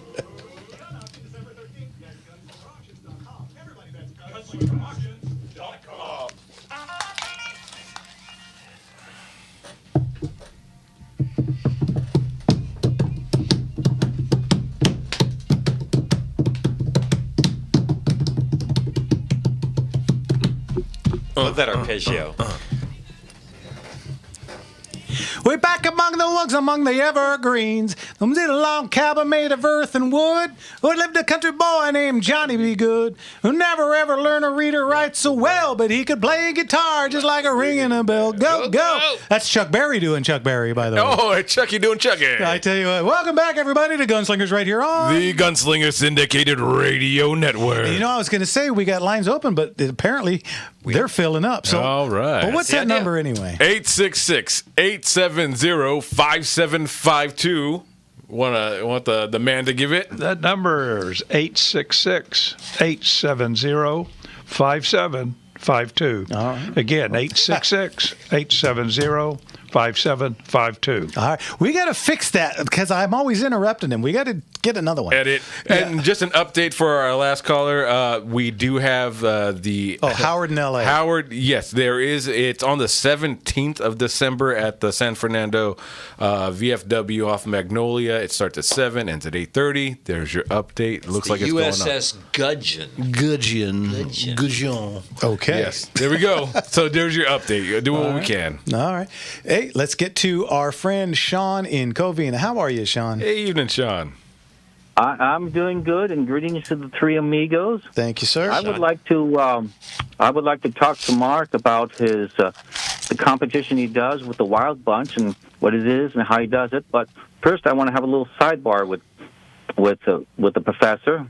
I noticed that you said in the movie Wild Bunch it was I'm going to be persnickety here. You said 1919. I think it was a 1917 with a water-cooled jacket. It was a water-cooled jacket, yes.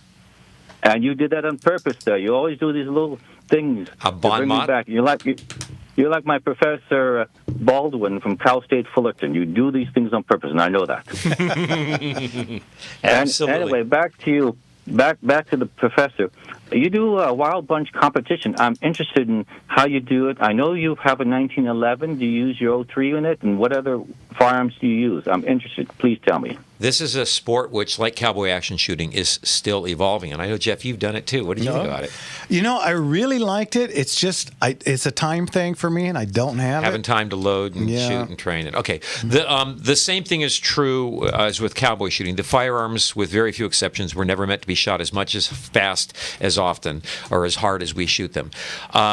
There is a power factor for the pistol, 160, or 150, pardon me. Most people go 165 to make sure that they can meet it. So you're slightly loading down, but only slightly. There's nothing wrong with shooting standard loads. You do have to use lead ammunition because of the target distances, although in Wild Bunch, the target distances traditionally are greater than a cowboy match. You will need a lever action rifle and one of the 2 pump shotguns that are allowed, which is the 1897 Winchester or the Model 12 Winchester. And the rest of it is you'll shoot typically 7 rifle, 6 to 7 shotgun, 28 to, actually I've seen as many as 40 pistol rounds. So it's definitely 1911 intensive. Speaking of, real quick, Sean, let me interrupt.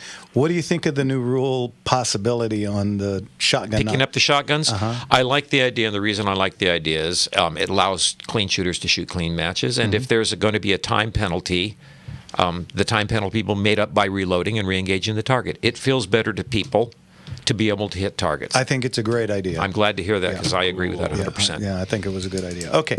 What else can we do for you, Sean?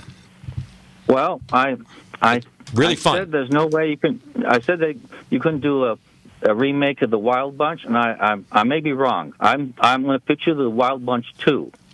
It takes place in 1930 with the son of one of the dying members, and he hires 3 desperados played by Mark, Jeff, and Jimmy. Those are bad men. The son, and they're going to find the hidden gold left by the Wild Bunch. What a great idea! And also they bring a rabbi carrying a Tommy gun played by Brett from Hollywood. Hey! And he bells the acorns out of the fire. That writes itself. I love it. Let's go. Model 1928. Can you see it? Yes, I love could. that. I could. I love that, Sean. And by that time, you could probably squeeze a BAR in there. Somewhere. You certainly could. Oh, yes, you can. Yeah. So. Ooh, Ma Deuce came online in the late 1920s. Yeah, that would be enough. Ooh, that would look at you. That would make Peck and Pa just green with envy. Instead of a 1917, 18, whatever the heck it was, a Ma Deuce. Pink mist, pink mist, pink mist. Oh. Ew. Shooting through the cinder block walls. And it would it would be like feel-o-vision, so you'd literally have to take a shower. Actually, Sean, you should pitch that. That's a great idea. That's a great storyline. Feel-o-vision. And the best thing about it, we're going to have a higher body count. Yeah, you could. All right, Sean, as always, thanks for the call. That's a fun call. God bless you. Happy Thanksgiving, Talk to you later. Sean. Bye-bye. No one survives. Why not? It's time. God, that's what Hollywood does is remake, right? We're on Superman 17 now, Batman 31. Yeah, but see, to be in Hollywood, it has to be a remake of a bad movie these days. Can't be anything. This summer. Yeah. Jeez. Let's get to Christopher in L.A. Christopher, what can we do for you, sir? Hi, gentlemen. Good evening. Just a quick question. Do ever 357 California Highway special guns, the stub nose, ever come around? You ever see them in auctions? Snub-nose 357, like a Model 60 or Wesson. They're Smith & Wesson stub nose. They're not, but they're 357. Oh yeah, all the time. Oh really? Mm-hmm. California Highway. You're breaking up real bad. The California Highway special. Okay. Yeah, well, the Highway Patrolman, that's the Smith & Wesson Model 28. They don't come in 2-inch, if I recall, and they are, that's a large frame. Big that's gun. N frame. It's an M frame in 357, typically 4-inch barrel. But the Model 60. Yeah, it's a barrel. The Model 60 is in 357, and you can find those all over the place in a 2-inch. So they are available. Mm-hmm. Okay. That's a handful. Yeah. Oh, yeah. Okay. Thanks for the call, Christopher. Okay. Real fast, I got a question from Mr. Enigma online. Go ahead. When sighting in your rifle, what's your preferred method? 50-20 at 5,200 or 100 yards? Fine question. I like 100 yards, and I'm not a big laser beam guy, and I like to take a target out, put it at 100 yards, 3 rounds. Aim at the same spot, see where they go, and adjust from there. It eliminates variables. Yeah. I think the whole idea of the laser or even the collimator is that you save some money on ammunition. Yeah. Because if you have no idea where it's going, and you've seen this at the range. Oh, yeah. A lot of people are lighting up the hillside. Yeah, we've done it with some of those World War II ones. Sniper rifles. The collimator? Collimator, yeah. Yeah, that's the little guy that goes down the barrel and it lines up to your scope. And it gets you in the black. It doesn't. That's all it does, get you in the ballpark. Yeah, it gets you into the black, and I do use one of those, but then you know, do have to shoot it. Yeah, you got to go out and shoot because no matter what, if a gun is going to shoot dead nuts for me, I can hand it to you, and it may not. No two people witness sights the same way. That's very important. So you I like to put that little dude on the end, get it sighted in that way, and then go out and do it. And I've done that many times. And you always appreciate a good spotter, so it's always good to go two-man on something you can't zero in. That is also true. Is that behind the target? Is it under the target? And do you zero dead on at 100 or an inch high at 100? I like zero dead on at 100 because I can adjust. It's kind of like, the fastball. You always look fastball and adjust to the curve. So you're not one of these guys dropping elk at 600 yards on the dead run? No, shockingly. I hear those stories. I know, me too. The last one of these that I did, I picked up a Ruger precision rifle in 22 mag, and I've had this Zeiss 22 caliber scope sitting around. It's a 3-9 Zeiss, and it's actually made for 22. And I put that on there, and I did the little collinator thingy, and it literally took me like 2 rounds to be dead on. And the things I was hitting, it almost, and I hate to say this, it almost got boring because it was just like aim, point, gone, done. We should have this conversation. 22 Magnum is a very much overlooked round. Love it. Dear Lord, it's fun. Oh man, absolutely love it. And I'm shooting stuff between 100 and 125 yards up at West End at the very end range that's fairly long. And if you cheat a little bit, you can go up that hill and you can get it at about 120 yards. And we were putting golf balls and clay birds and all kinds of stuff, and it was like one shot, boom, gone, done. Nailing golf balls at 100 yards is pretty badass, folks. Yeah, and like I said, it's almost boring. It's like, oh geez, yeah, okay, got it again. Yeah, there it is. Anyway, all right, Ryan, how much time we got left? 1 minute. Okay. Robert from the Valley, we're going to get to you as soon as we get back from the commercial. But there it is. See, if we're coming up on a commercial, we will get back to you. We got other calls, but you know what? We still got a line or two open. What's that? Come on, folks. 866-870-5752. Once again, that's 866-870-5752. And do we got a new one? Oh, you don't have it? Kevin! Don't give me this. Get it fixed. Show him so he can fix it. They're going to fix it, and we'll be right back. Yeah, we will.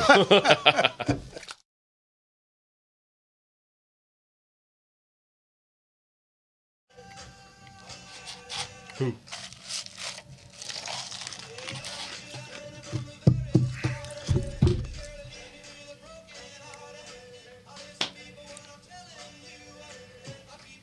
I'm a run around, Sue.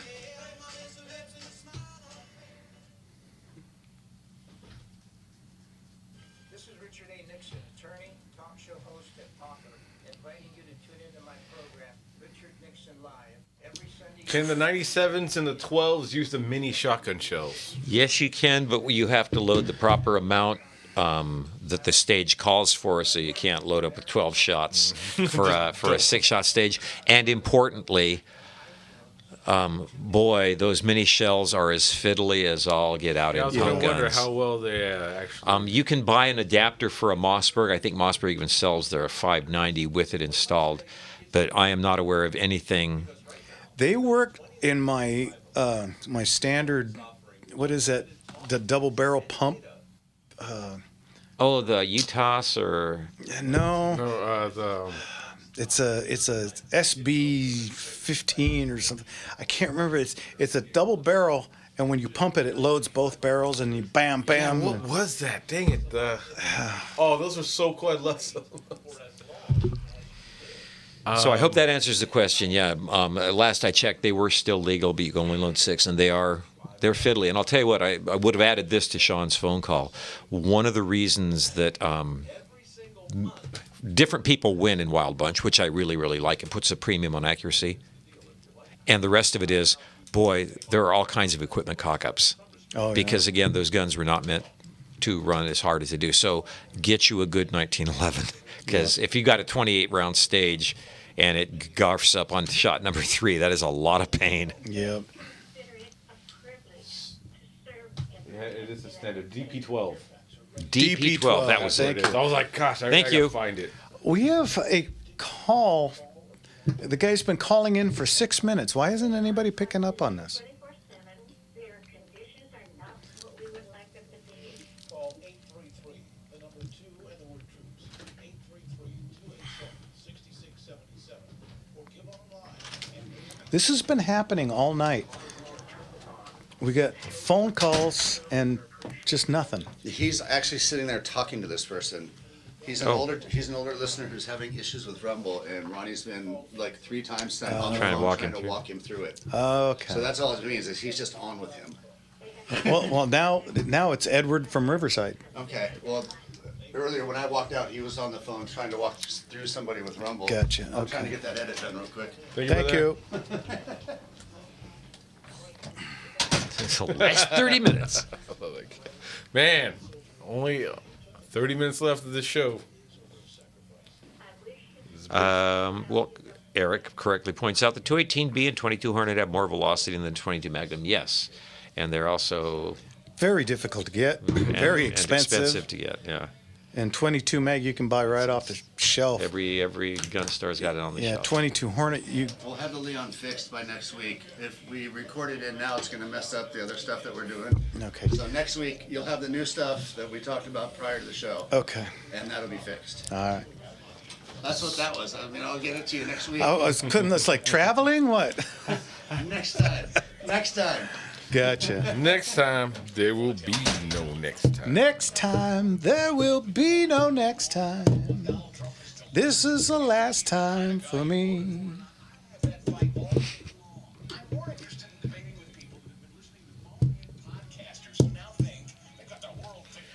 We got no show. See? Bonehead podcasters.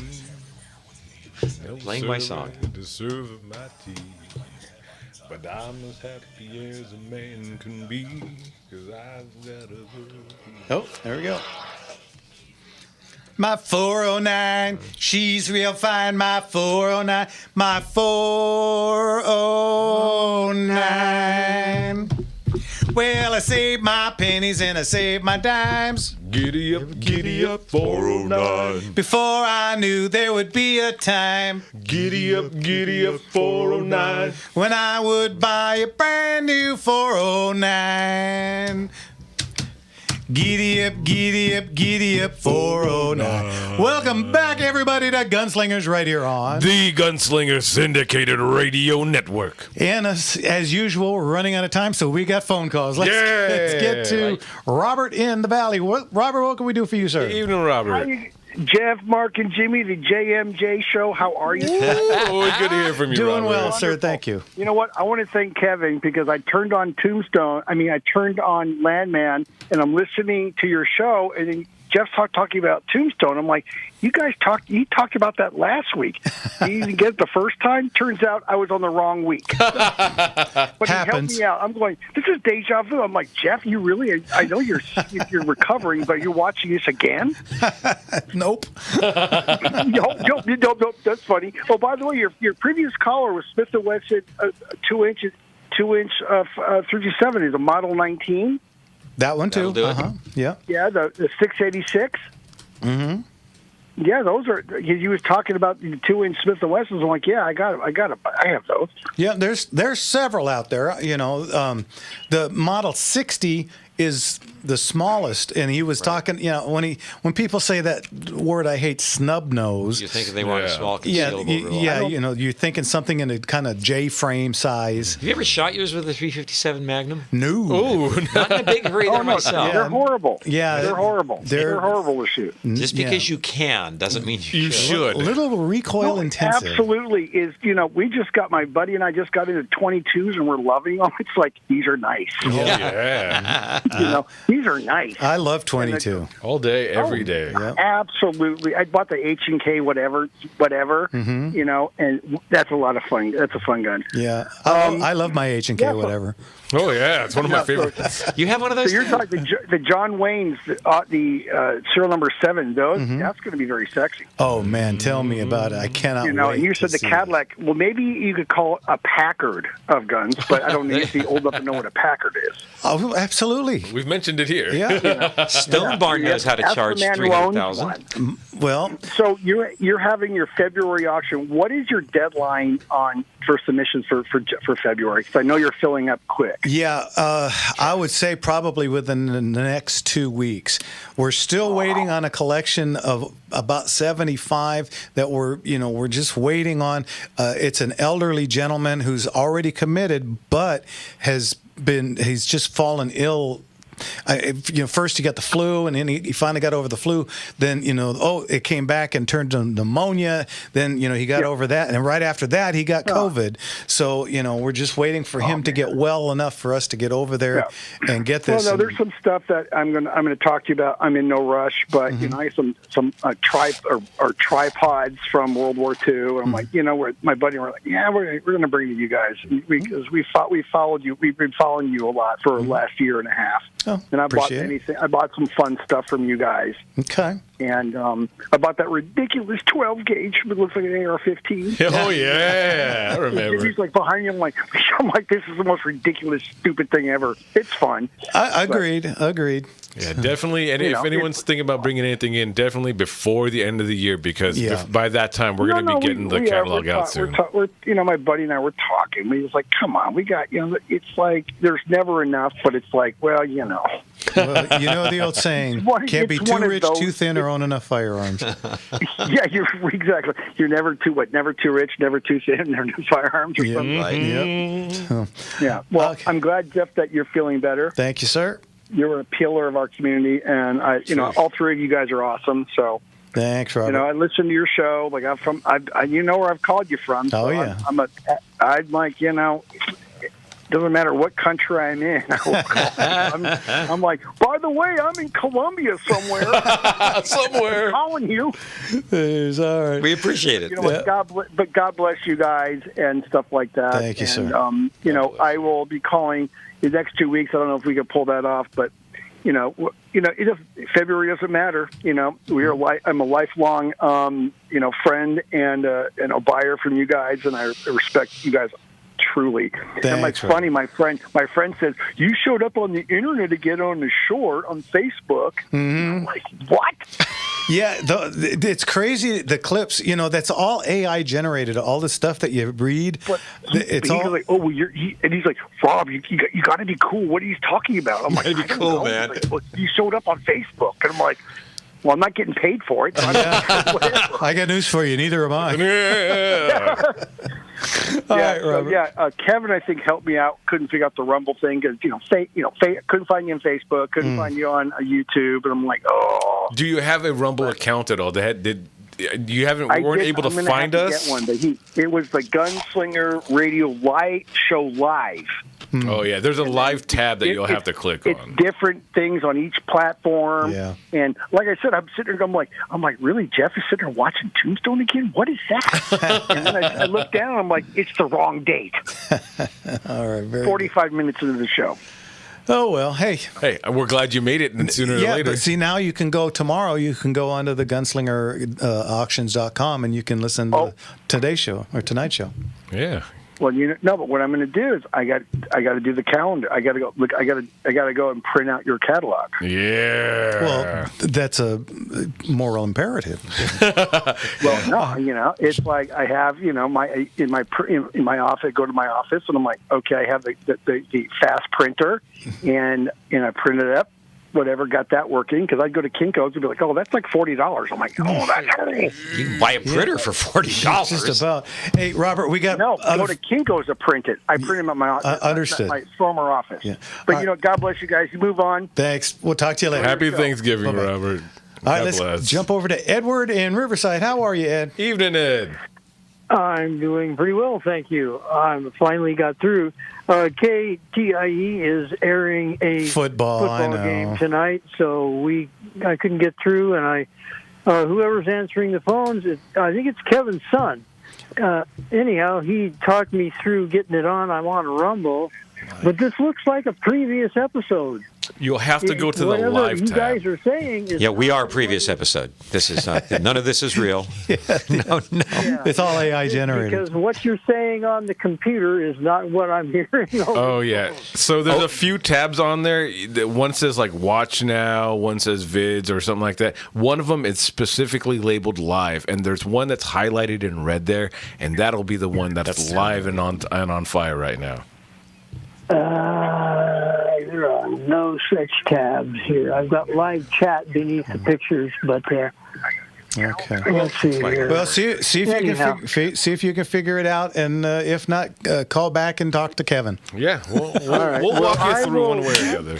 Let me ask the question that I called in to ask. Go ahead. And that is, in a 45 ACP platform, would you have a preference over a 1911? And my choice in 1911 is the Sig Sauer with its external extractor, or a Sig Sauer P220. I like this. You know, you can't get a better feeling thing in your hand than a 1911. No. And I've got both. Well, I've got many 1911s. I've got one or two of the 220s. I like them, but it ain't a 1911. What about you, Mark? I like, honestly, for a personal defense weapon, I like the idea of a double action first shot. P220 is a real good gun. Mm-hmm. That said, it's got a real high bore axis. That trigger is never going to be as crisp as a 1911. Yeah. So while I can see why someone would like a 220, which is a very good firearm, I prefer 1911. And I'm with you, Jeff. Yeah, and the cocked and locked safety comes off so quick. Yeah. Just train to it. Yep.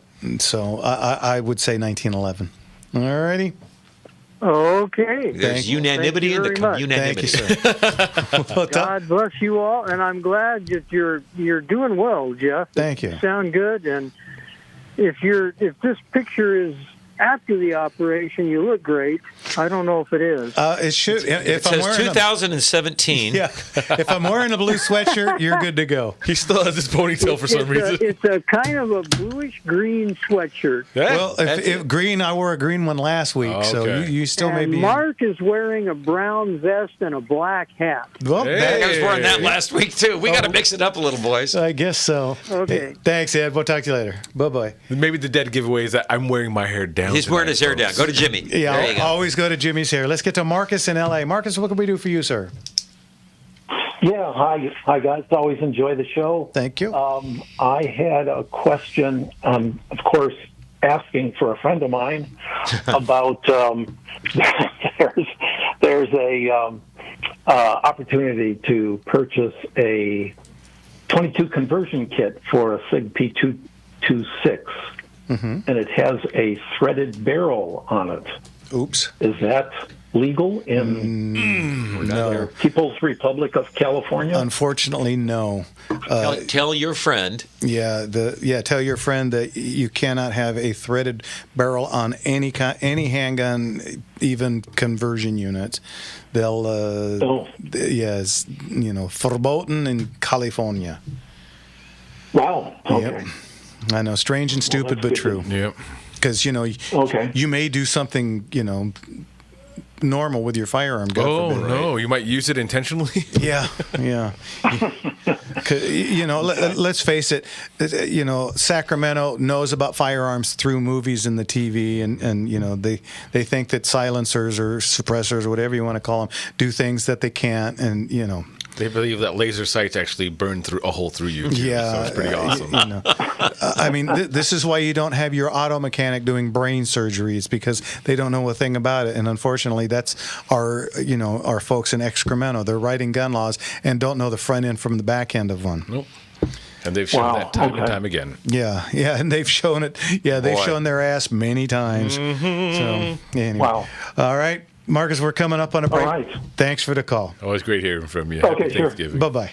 You know what? That's this show at its best, providing information that people can use in the real Well, world. that's because this is a CS show, not a BS show. It's customer service or common sense. Yeah, we are infotainment, baby. That's it. All right. You know what, guys? We're in our last segment already. And we'll be right back. Yeah. Fars. That's safaris, surf. The They played at Safaris. my church. Is that a Maserite? The guitar? That was the Ventures. Yeah, the Ventures Mosrite. That's right. Yeah. That's right. They played a concert. And that was last made famous by the guy in the Ramones.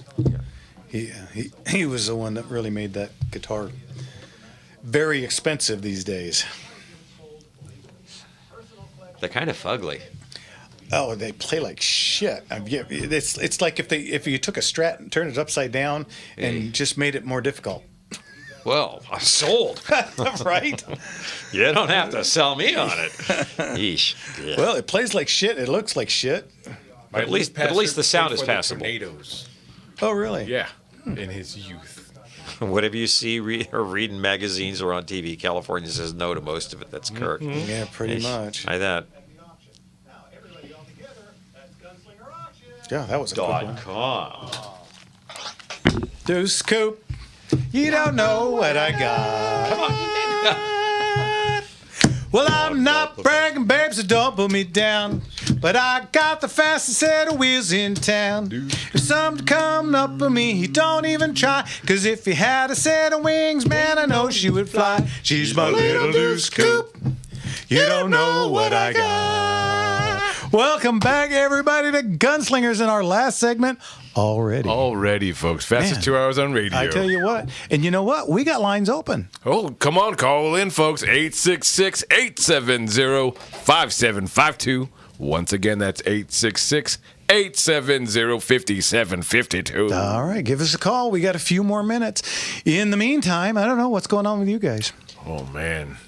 I want to give a shout out to my to one of my best buddies, Michael Fuss. His boy Nick Fuss, who is a senior in high school and is so enormous that we call him Nickzilla. Oh, plays for Sherman Oaks CES High School, and they just won their division championship. Congratulations! And I'm so very, very proud of them, and he is responsible for one of the best pictures in the history of football. I'm going to show it to you guys, and you tell me how good that is. Yes, that's his girlfriend.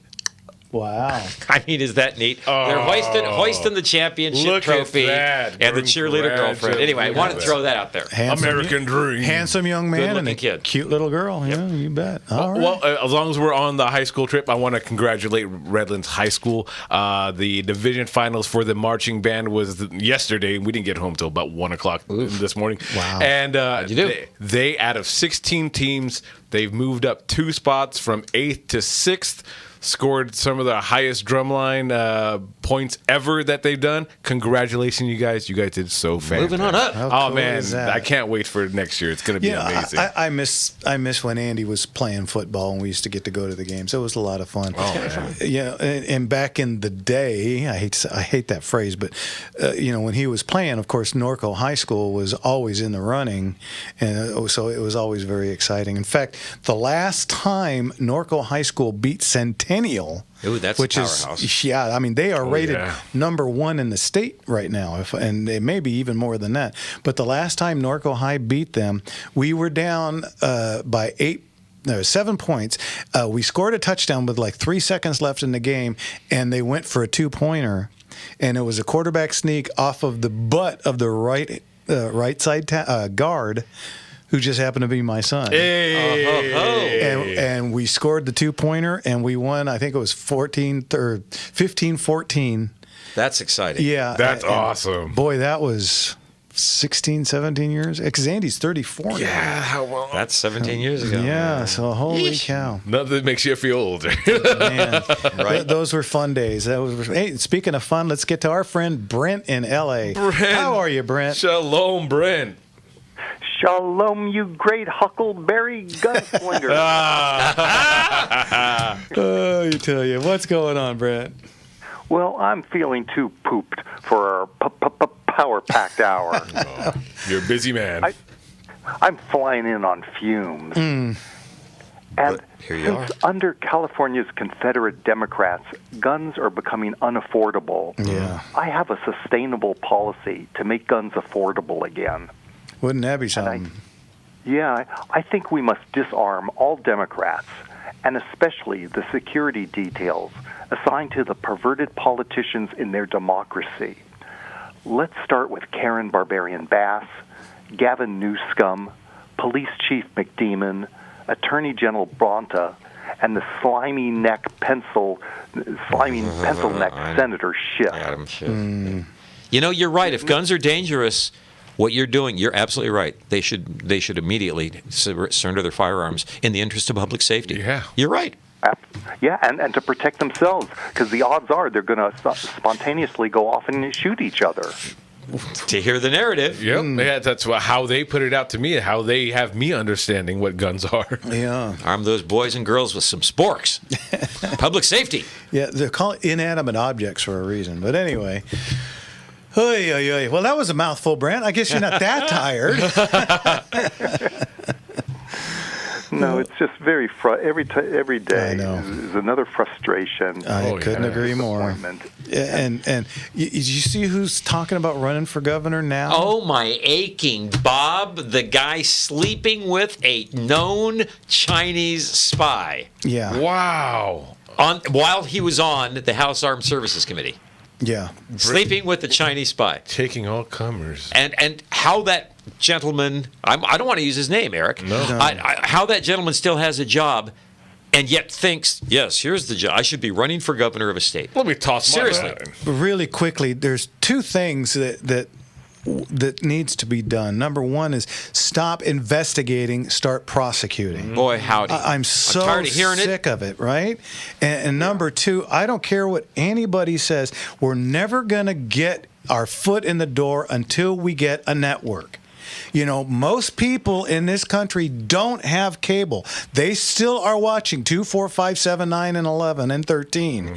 And if we can't get one of the 2, 4, or 7, you know, ABC, CBS, or NBC, to start putting out real news, to stop the over ongoing and over, drivel. you know, we're wasting our time until we can get one of these channels and start putting out real, so that people can go, oh.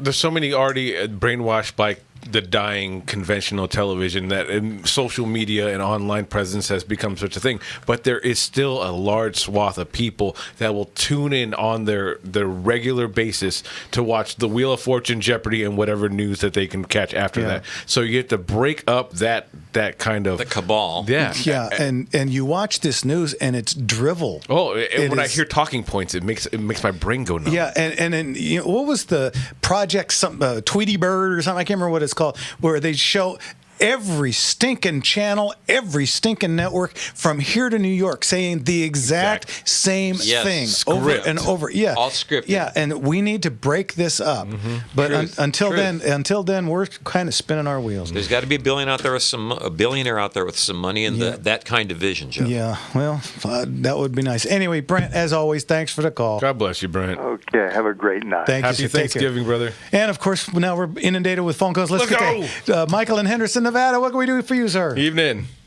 Hey, listen, I was going to tell you guys that I think all the people in Alaska, they're stuck with a 280 Remington. You know what I mean?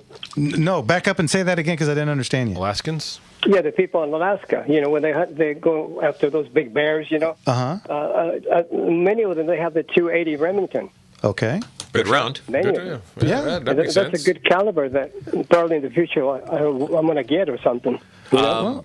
I'd go with something bigger for bears. But. Yeah, I mean, it's a great cal, absolutely. But, I mean, if you know, one of those 2,500-pound grizzly bears is coming down on me. Polar bear? I want something a bit bigger than that. I would bump it up to 338. Yeah, or 300 Win Mag at a minimum. Yeah, because 300 Win Mag. Okay, now I'm learning from you guys. There's been lots of bear that have been killed and later on after autopsy have found 30-06 all kinds of bullets embedded in the carcass. Yes, buckshot and everything else. Truth. So yeah, I would definitely want something bigger than a 280. Yeah.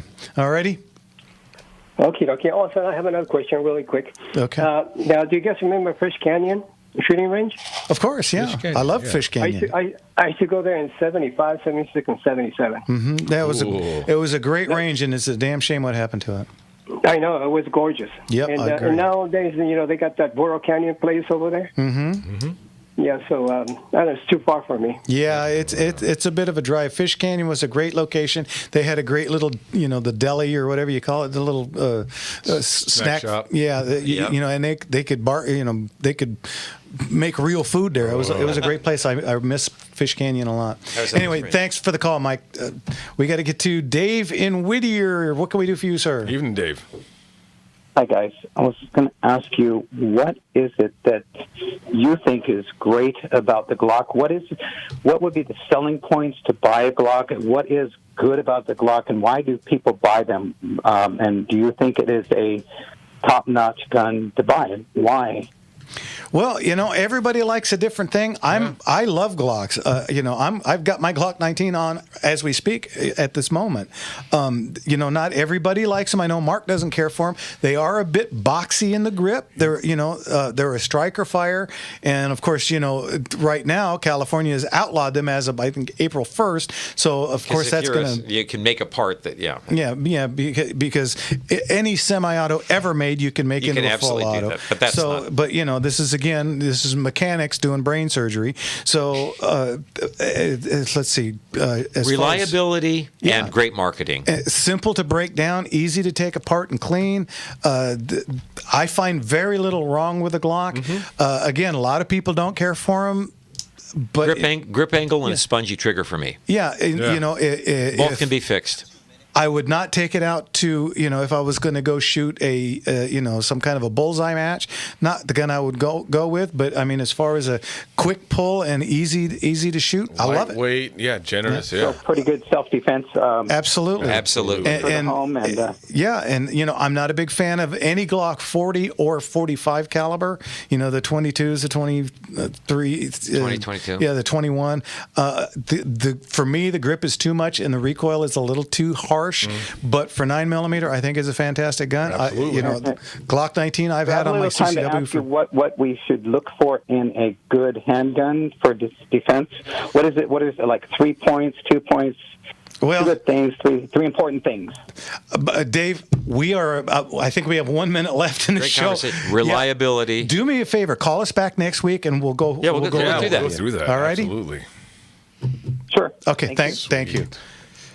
Okay, yeah, real quick. I mean, reliability, of course, concealability, depending on what you're going to do with it. And comfortability. I've always said that because you'll never fire anything that you're not comfortable with. And no matter what, it has to fit you.